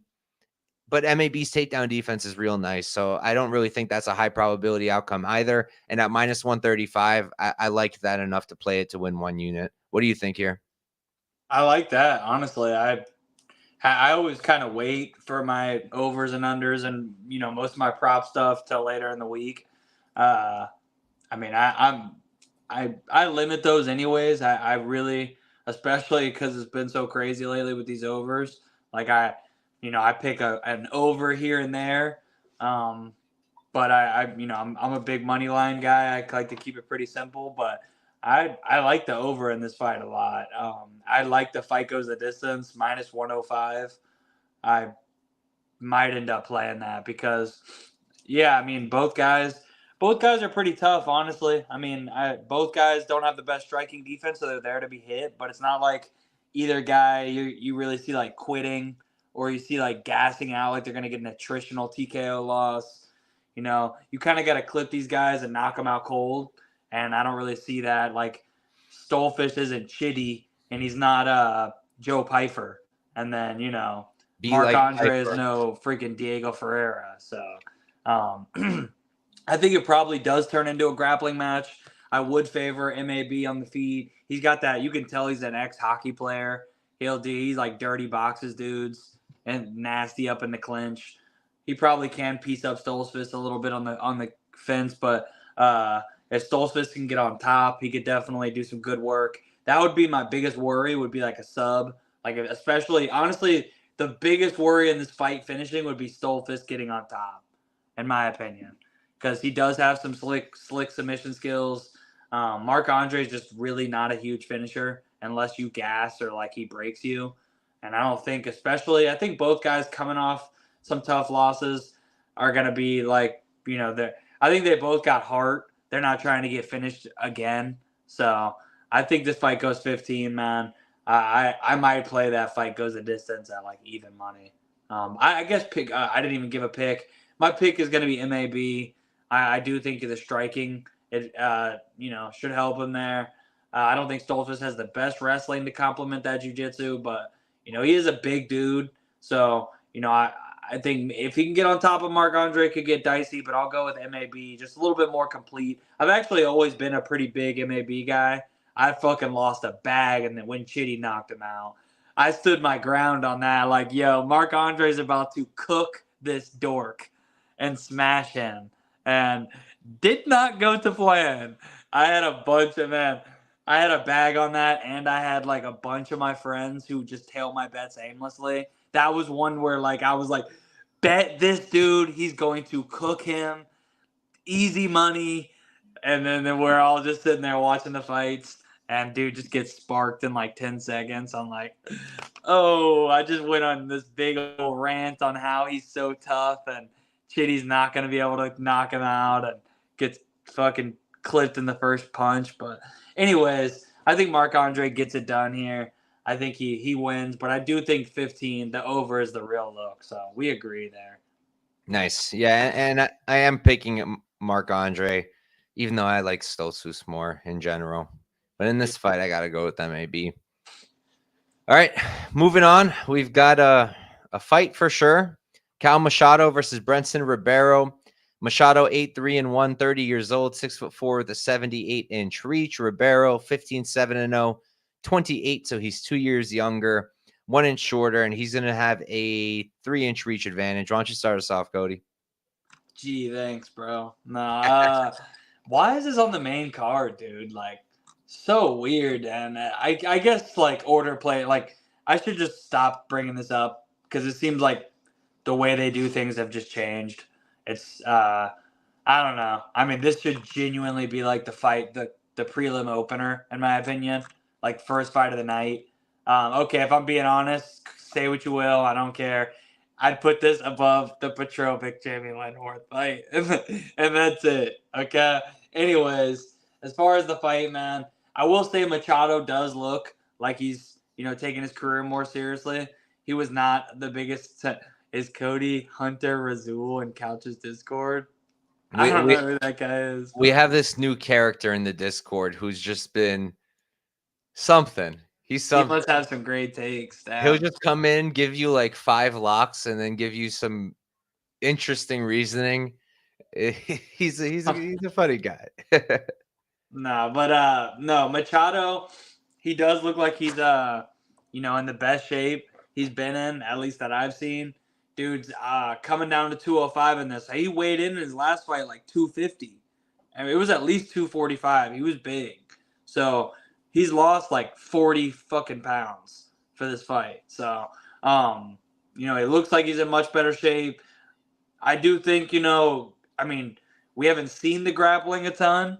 He hasn't gone out there and shot a takedown, I don't think, in any of his fights. He definitely hasn't got a takedown. I don't even think he shot one. But, in this fight, I think that would definitely be a smart move because, again, we haven't seen the grappling, but I do see him on Instagram holding a black belt. So I'm going to assume he has a bit of a grappling advantage here, even though, again, I've learned firsthand through this sport that, and I see it real firsthand, because it sells gym memberships. If you just say, "Oh, this UFC fighter's a black belt here," people will come and sign up. But so is he a black belt? I don't know, but I've seen Brinson just doesn't have the best grappling, man. If you shoot on him, you have a good chance to get him down. If you get on top of him, you have a good chance to holding him there, and he's there to be submitted. I will just say, man, Ribeiro, he's dangerous, dude. Like, he could clip Machado and knock him out. Machado on the feet, like, he doesn't, for a big guy, he doesn't really, like, he doesn't seem to hit very hard. He doesn't seem to really go for it a ton. He fights pretty safe. And Ribeiro is just a shit-eating wild man. Like, you know, people have given him a little too much flack for that Yang knockout, that Ming Yang Zhang dude. Bro, that was like two cavemen in the octagon. Someone was getting bonked in that first minute. I was so confident in that round one under, but yeah, I mean, Gaziagulov, he literally fucking fights like that in every fight. Gaziusalov, whatever the hell that dude's name was. So, I mean, I actually think Ribeiro's pretty dangerous. He could clip Machado. He could knock him out. You know, if you're playing Ribeiro, maybe like a finish only, because I just would not see him winning minutes in this fight. I think he's got to, like, knock Machado out. Finish only, inside the distance, something like that maybe. But I don't know, man. It's a low-level fight. Am I trying to lay chalk on Machado at his first time at a new weight class? No, I'm not. But what do you think, man? I don't know what to think. I don't know what to think. I'm not going to lie. For a second there, until like I pulled up his Tapology, I thought it was Kyle Machado versus who's the middleweight who can't get out of the second round to save his life? Kopylov knocked him out in the second. It's happened to him like 3 times in a row. Brazilian guy? Yeah. That's going to bother me. Yeah, it's already bothering me too. Claudio Ribeiro. Okay. Yeah. So for a second, until I opened it up, I was like, wait, Ribeiro's a middleweight, Machado's a heavyweight. What's going on here? But now I understand. Machado's coming down to light heavyweight, which I think is a good move for him. He's definitely not the most physical, ripped, strong-looking heavyweight out there. So I think the cut's going to be good for him. Based off of Instagram, he's looking much better. So that's good. I'm not super high on him at all, on his skill set. I don't like his striking. Super loopy, super sloppy. Maybe has a little bit of power, but it doesn't seem like he's got much of it. The output's good, and he's always doing something. So that's a good thing. And he's definitely going to be a better minute winner, because Ribeiro's an awful minute winner. He can win moments because he hits real hard, clean. He does have nice straight strikes down the pipe. He has that really long reach, so he can cover a lot of distance with it. And he's tall, so if he leans over, he can cover even more distance. He's dangerous. He's definitely dangerous. I could see him getting a knockout in the first. I could maybe even see him getting a knockout in the second. His takedown defense has always been kind of weird. Like, there's fights where it's actually kind of good, at least on the regionals. And then there's fights where he's just getting thrown around and just falling or quitting. I wouldn't say quitting, but wilting, I think, is a better word. Like, he hits the ground, the guy gets on top, and he just kind of wilts. So that's a concern. Machado, not really much of a wrestler. Haven't really seen him do it. Maybe he'll go for it. Like, I'll lean Machado because I think he's a better minute winner. That's as simple as it gets for me. I think he's a better minute winner. And if Ribeiro doesn't knock him out early in the first, I don't think he's going to knock him out. The problem is I kind of think he might. So because of that, I'm probably going to pass on this fight. I don't think I'm going to have a strong take either way. I certainly am not going to lay chalk on Machado. I highly doubt I'm going to take the shot on Ribeiro. Maybe a sprinkle on Ribeiro, like 1-2, or Ribeiro knockout. Those could be possible. Maybe a Machado decision prop. What does that look like? Machado decision is plus 235. Nah. I don't like that. The speed could end up being an issue, man. Like you said, Machado's not the most like physically imposing. He's kind of slow. And I mean, he does look like he's in better shape here for 205, but Ribeiro's like, he's not the most technical guy by any means, but bro's like fast twitch, knock your head off. So, the speed could be an issue, man. Kyle Machado got beat up by Dontel Mays.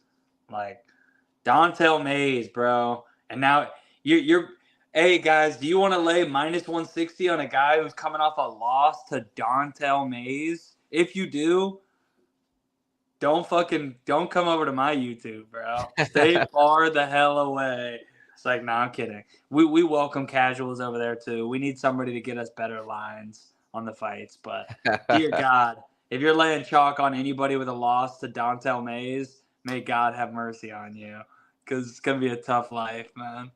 Keep your head up, though. Yeah, and it's like Machado also doesn't have a single good win. Because the last one he got was Kevin Saflarski, who might have had the worst performance in Dana White Contender Series history. That guy showed up and did nothing at all. Just did nothing.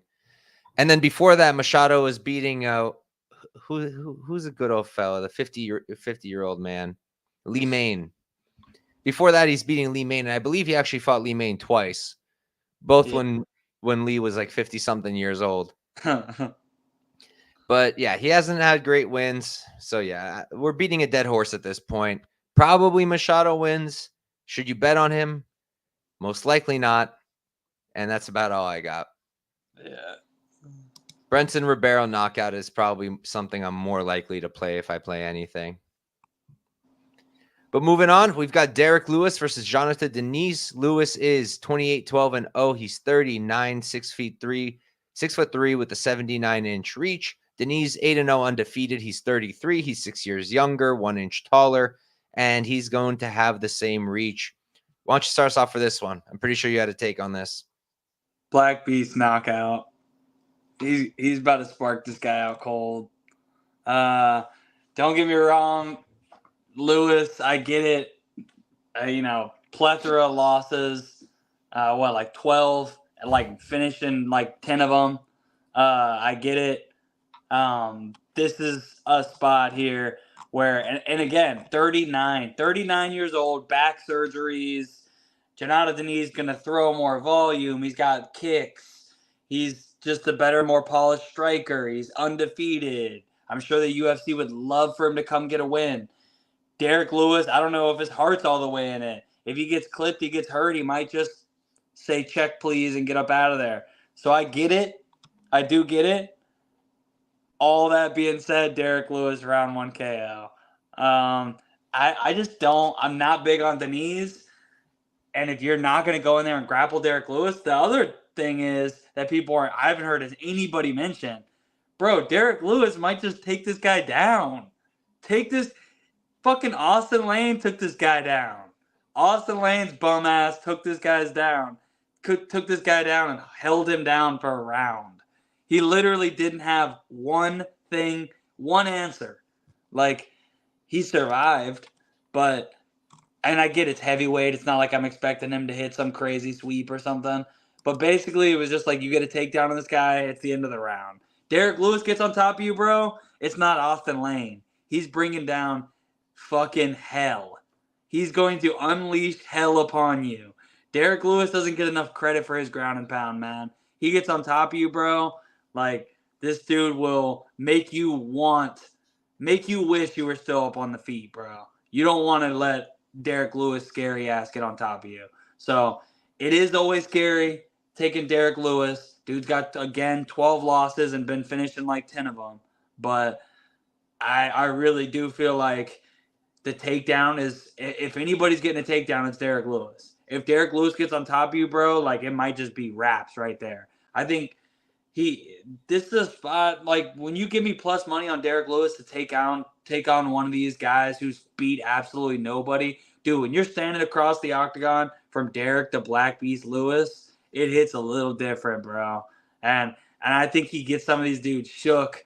A lot of these newer guys, man, they get in there, and it's yeah, he's not the most technical guy, dude, but it's so much firepower coming back that he only needs to touch you once. I heard some people that I actually like and are sharp talking about his volume, and I was laughing. I was like, who gives a shit about Derek Lewis's volume? He doesn't need to throw but one goddamn punch to win the round.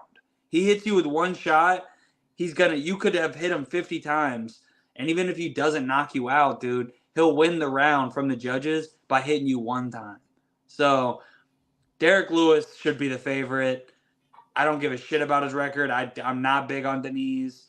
Could he knock Derek Lewis out? Yeah, but I think Derek Lewis knocks him out. I was shocked to see him not shocked because people just look at their records. Young guy, Derek Lewis, is his heart all the way in it? No. Is he the most durable? No.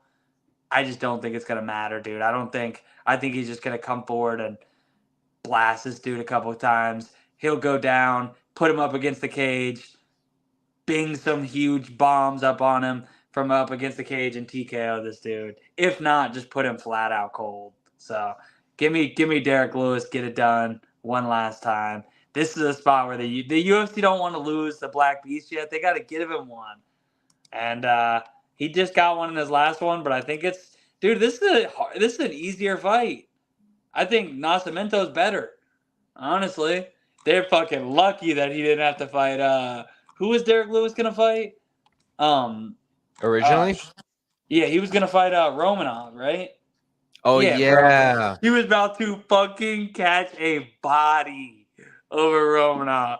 People were gonna bet Romanov too. I told you I picked Romanov in this fight or in this card, but he was about to get murdered in that Derek Lewis fight, bro. But they spared Romanov's life and switched these fights, and Romanov might actually get the win. And unfortunately, the sheep to the slaughter will be Janata Denise. Catch that first loss. He'll be back, but Derek Lewis going to catch a body on Saturday, bro, boys.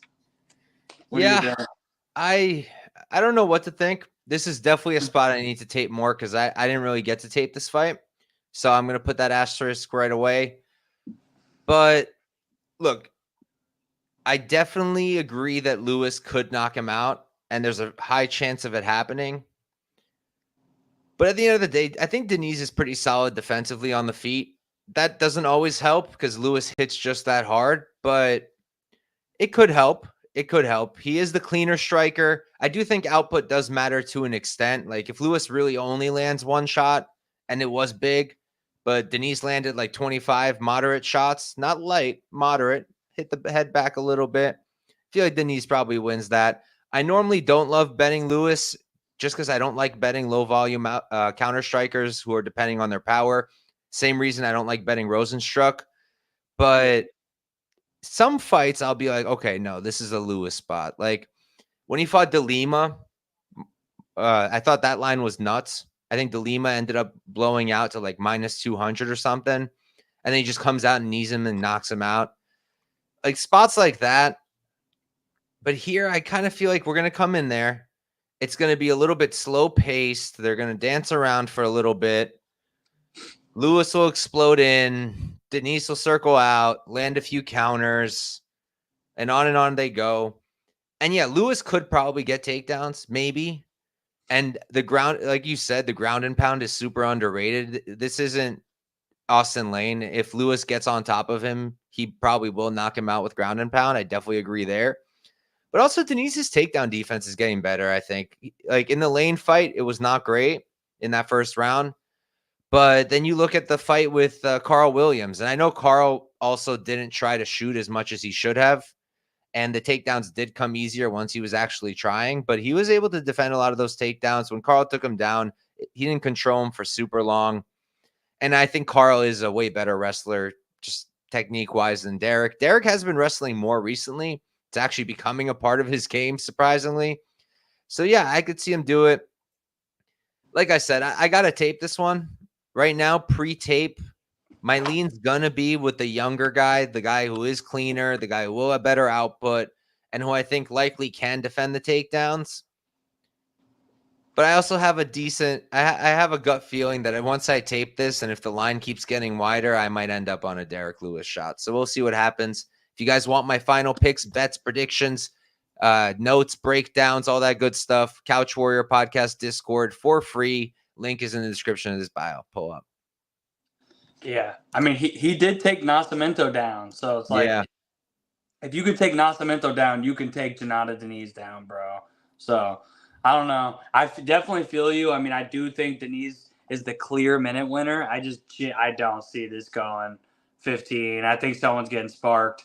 And I also think Denise has the better chin. You know, he's just young, way more tread on the tires. Like, believe me, I feel you. I don't like betting Derek Lewis either.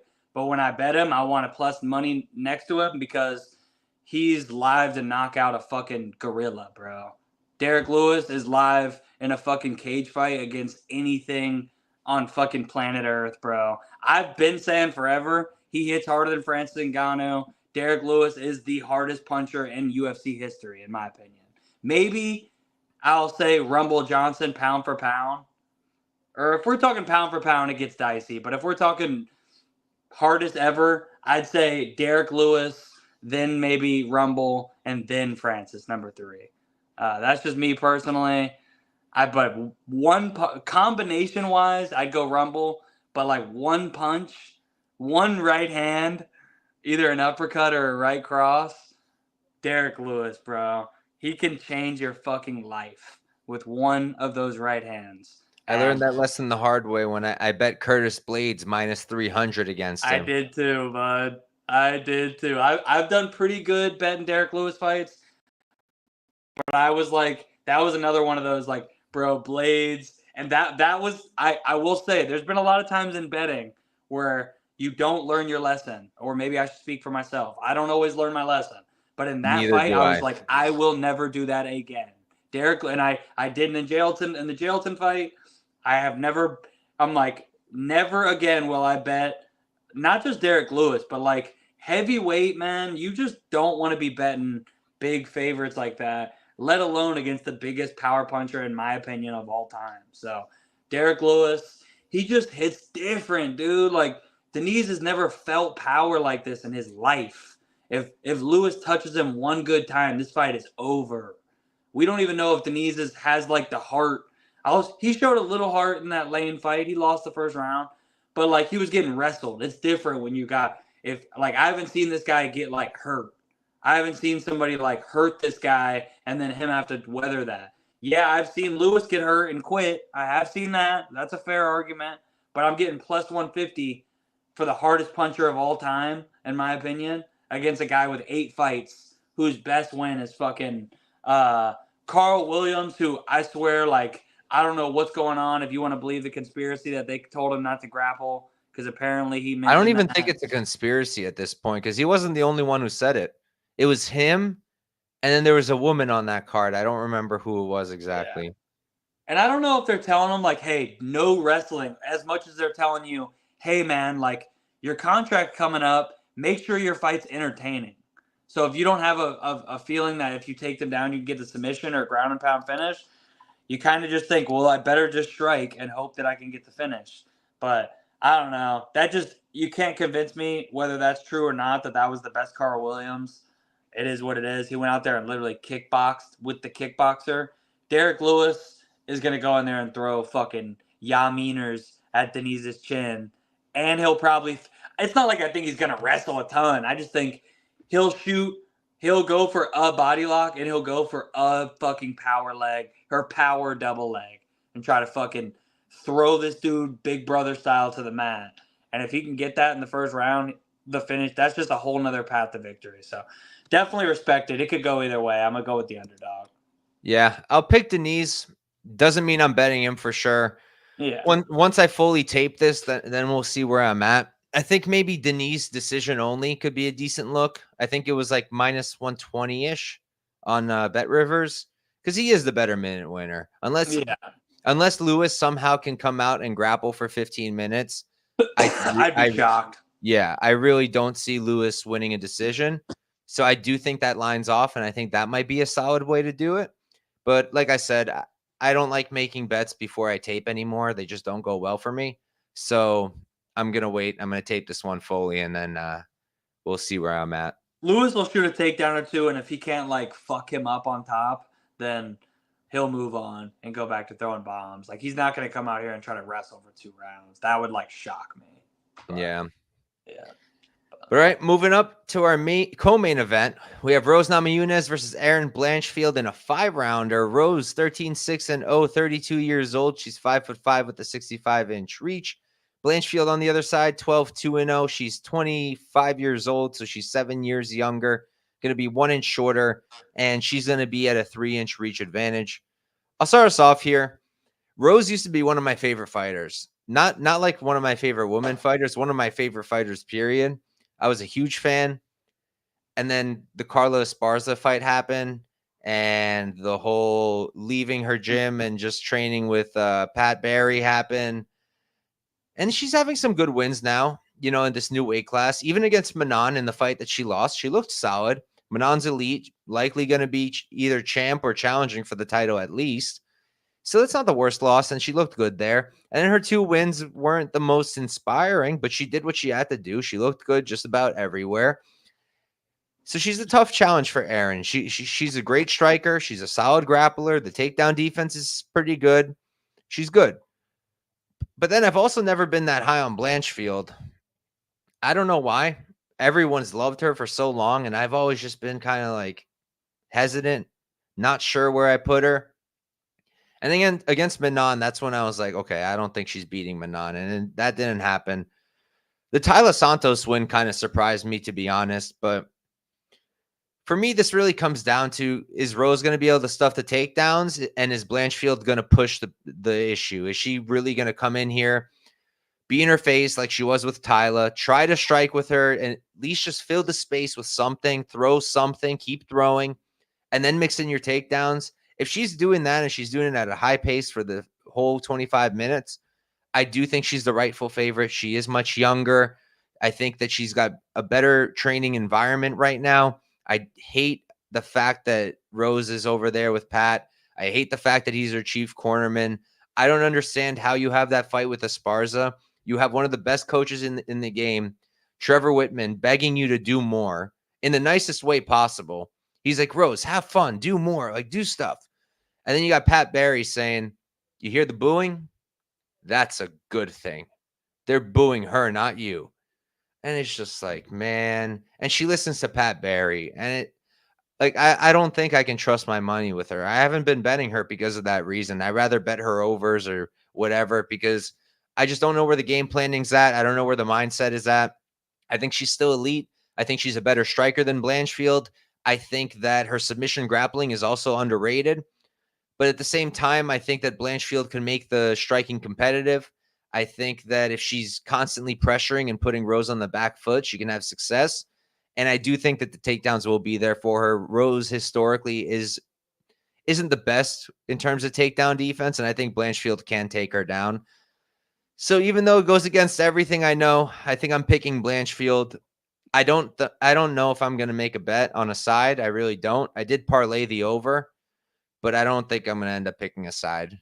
For the show, I'll pick Blanchfield, but in terms of a bet, I don't know if I'll bet a side. How about you? Yeah, I'm going to be on the other side here. Man, I've done pretty good betting Rose's fights, and Blanchfield, like you said, I haven't been high on. I faded her against Ferro. That was easy money. My God, I got more flack for that pick than most dogs I've bet recently. People were telling me in my YouTube comments all fucking week that Ferro was gonna get smoked, and then she went out there and made Blanchfield look mid as fuck. I'm glad we got further enough into the video so I could just start dropping these F-bombs. But anyways, if it was those 3 rounds, I'd be more confident, or I'd be at least probably picking Blanchfield. But 5 rounds, man, Rose got so much 5-round experience, and you definitely brought up good points. Rose has had some really weird performances, but since that Carla fight, I thought she looked good in the Ferro fight. There was an argument she won that fight, and I think Ferro is, like you said, championship worthy. I bet her in the Rebus fight. I might have actually bet her in the Ferro fight, even though I'm high on Ferro as well. I think I did bet Rose by decision. I know I either bet Rose by decision or picked her and then bet the over. But regardless, I bet her against Rebus and I bet her against Trace Cortez. So, maybe that's why, because I've, been betting Rose and I faded Blanchfield in her last fight in cash. Maybe that's why I'm feeling confident in this. But I just 5 rounds, man. I like the volume for Rose. And yeah, I don't think she's as physical. She's not as big and tough and hard to take down as Ferro. So maybe Blanchfield can get her down. I think if you're on the Blanchfield side, I'd bet her by sub because I really don't see her winning it. I don't see her winning a 5-round decision, man. I don't think she subs Rose either. That's why I'm not betting her, especially not at chalked. It's just if you don't think she submits her, I don't really see how. I think that's her path, man. I don't. 25-year-old Blanchfield comes in here and wins 3 rounds and goes 25 minutes with Rose. I will be surprised. I really don't see her doing that, man. I don't think Blanchfield has the best gas tank because I think she has to use a lot of strength when she hits these takedowns, and that's why you saw her. I mean, she looked so frustrated like 3 minutes into that Ferro fight. It was like the second she couldn't get her game going, it looked like she was done, bro. Honestly, like she looked checked out in that second round. Like she looked like she knew she had nothing for Ferro. And she did have that little moment. People are like, oh, it was a little phantom tap. Dude, she didn't tap. Ferro was not even in that much danger there. She was fine. She out-scrambled her. I'm not big on Blanchfield, man. I'm just not. And yeah, Rose, like 13-6. And people will say, like, like she had that little grappling match and got smoked by fucking, what's her name? She's good, though. The girl that subbed her is good. She really is submission grappling. But Rose, like, I like 5 round. If this was 3 rounds, again, I wouldn't be as confident, but I don't know. I think I'll be betting the dog, man. I really have been not wanting to bet Rose since that Carla fight. So I definitely, you brought up good points there, but at plus money, I really think 5 rounds. Blanchfield's going to take her down in the first round, probably. But I don't think she's going to be getting takedowns in the 3rd, 4th, 5th round. And the striking, Matt, I don't think the striking's close, dude. I don't think Blanchfield has any fucking striking. She sucks on the feet. She throws big winging punches and tries to get the takedown. So I genuinely think Ariane is sub or bust, and I don't think she gets the sub. So give me Rose to make it 3 in a row. Probably gets a win here.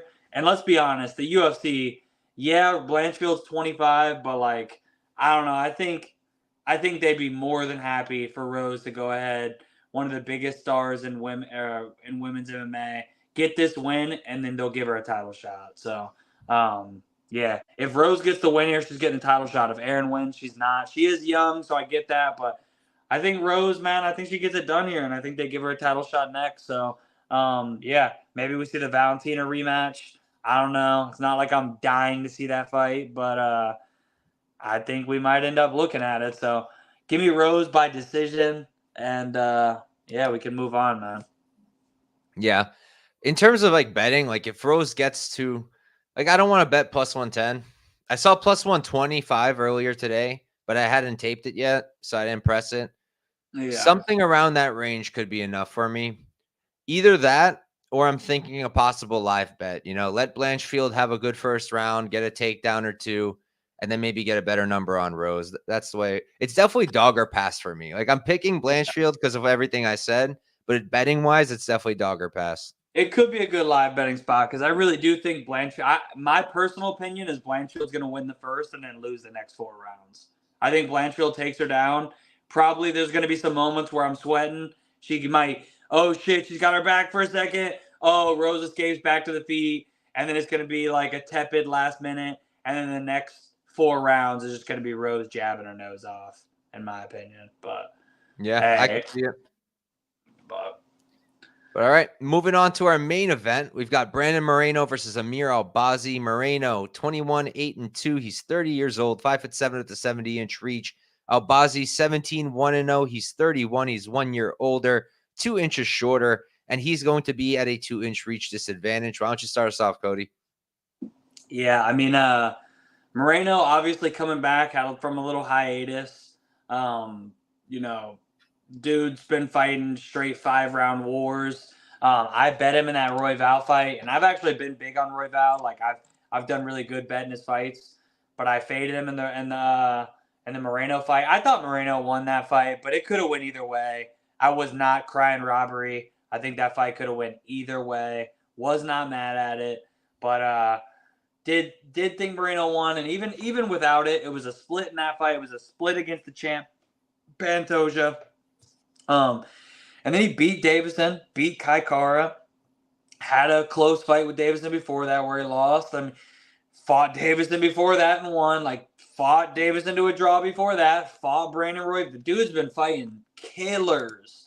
And then just absolutely champion after champion. And then Amir Albazi, it's like he had the split win over Kai Kara. Some people don't think he won. And I will say, he beat Alejandro Costa, who I actually am very high on. I think that dude's a fucking beast.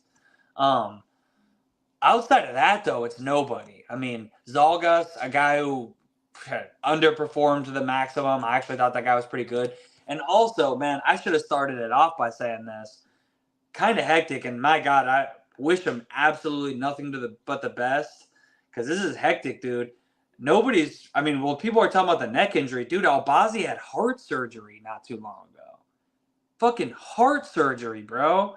Heart surgery and neck surgery, I think, in this calendar year. So, I mean, I don't think for a second, that alone, fuck the technical breakdown. That alone makes it dog or pass for me. Like, well, he's not the dog or pass. Moreno's the favorite. But that alone makes it Moreno or pass for me. Like, what's the odds now? Yeah, I mean, minus 160. It's climbing. It is climbing. So, Albazi, he is a freak, dude. The dude is going to have some physical advantages over Moreno. Moreno doesn't, you look at him, you're like, this guy was a UFC champion. Like, he has the most average Joe build of all time. And it's not like you hear him talk, you see him fight, and you see him fight, he might not be overwhelming in any one dimension, but he's very good everywhere. Good cardio, obviously super durable. Man, I just think he's probably too much too soon. And the health issues, the surgeries, I mean, I seriously wish nothing but the best for Albazi. And I get he's going to have physical advantages. I think he probably can take Moreno down. Moreno's takedown defense isn't the best. He can get takedowns himself, but I don't think early on he'll be able to take Albazi down. I think Albazi can out-wrestle him early. But if he can't finish Moreno, who's been so durable throughout his career, it's a 5-round fight, man. And I got to back the guy who I know. Yeah, he's coming off some – that is a red flag that should be mentioned, the layoff, even though it's not that crazy of a layoff. Like, people are acting like he's been gone for years. Dude fought, in February. That's like a normal layoff. So – pretty normal. And now, 5 rounds. I think it's just going to be too much too soon, especially with the health issues. But, hey, Albazi, maybe this will be his breakout moment. I just think not a little too much too soon. So I'm going to go with Brandon Moreno to get it done, man. What do you think? This is a tough one for me. Amir used to be my dark horse of the division. Maybe he even still is. The Kai Kara France performance, I didn't love it. I will give credit where credit's due. He was relatively competitive on the feet, and Kai does have really, really good takedown defense, so I can understand why it was difficult to get him down. And Albazi, he is a good striker, clean, straight, down the pipe. You don't see him winging crazy shots. He's got really good wrestling, very good jiu-jitsu, underrated power. He's definitely the more physical guy. The injuries and the surgeries are a huge concern.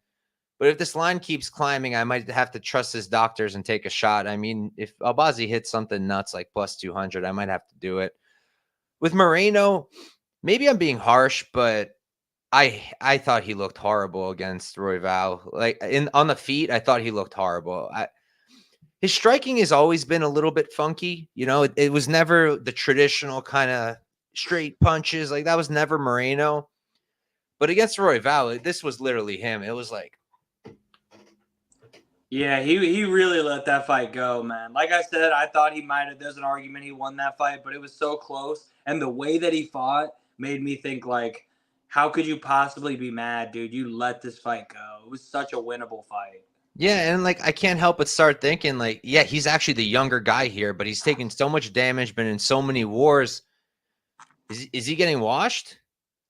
I don't know if I'm ready to say he is, but watching back that Royval fight, I just get so frustrated. I'm like, dude, you're so much better than this. But his striking looked so poor.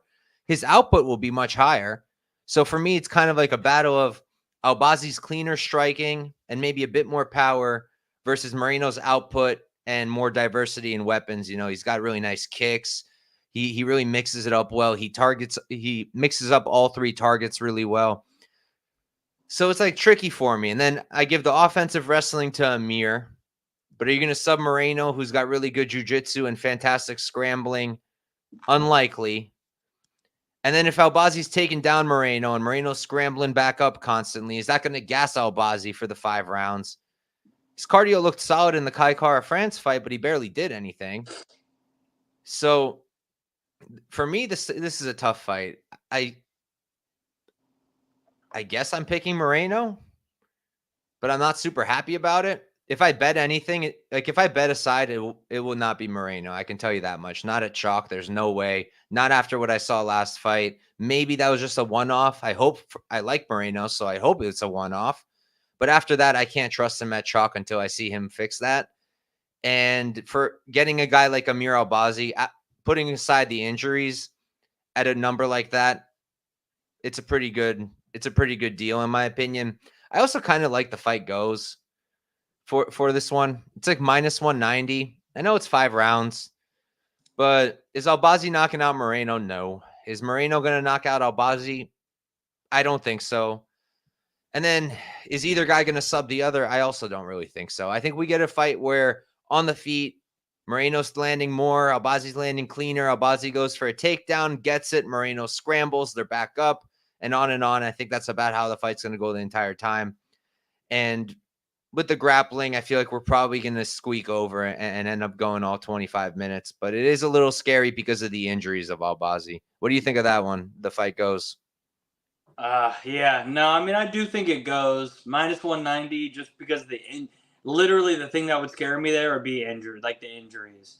And then like an early threat from Albazi, a late threat, especially with the injuries with Moreno. But I am picking Moreno to win by decision. So, you know, I think it cashes. It just scares me a little bit. I don't know if I'll get around to it.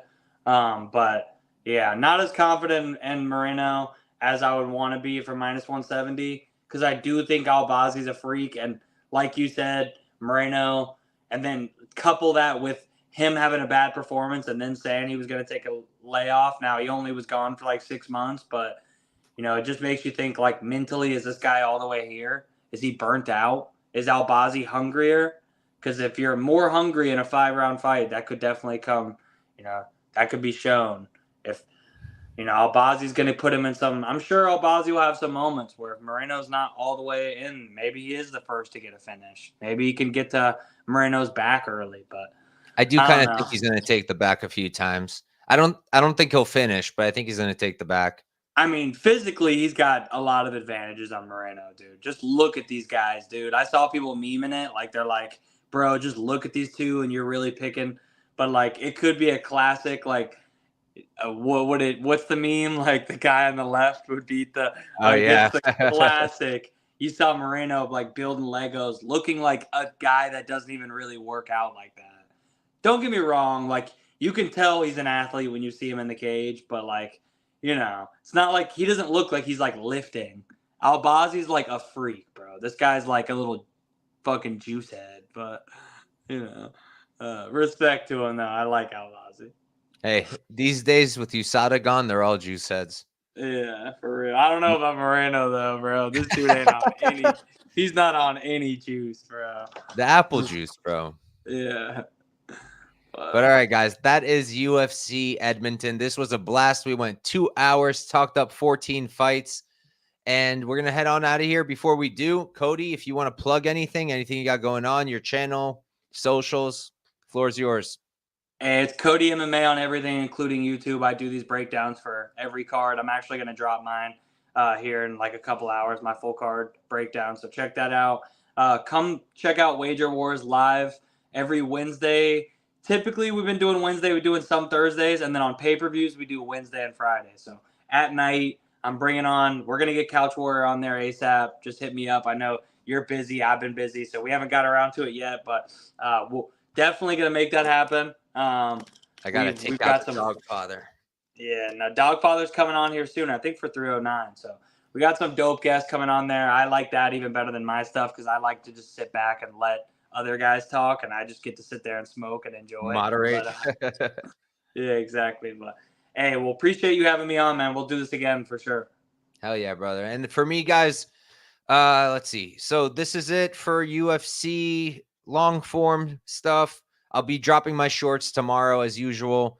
1 minute breakdowns for every single fight of the card. You will get those. I know some people don't like the long form stuff, so they prefer that. So the shorts will be there every single fight.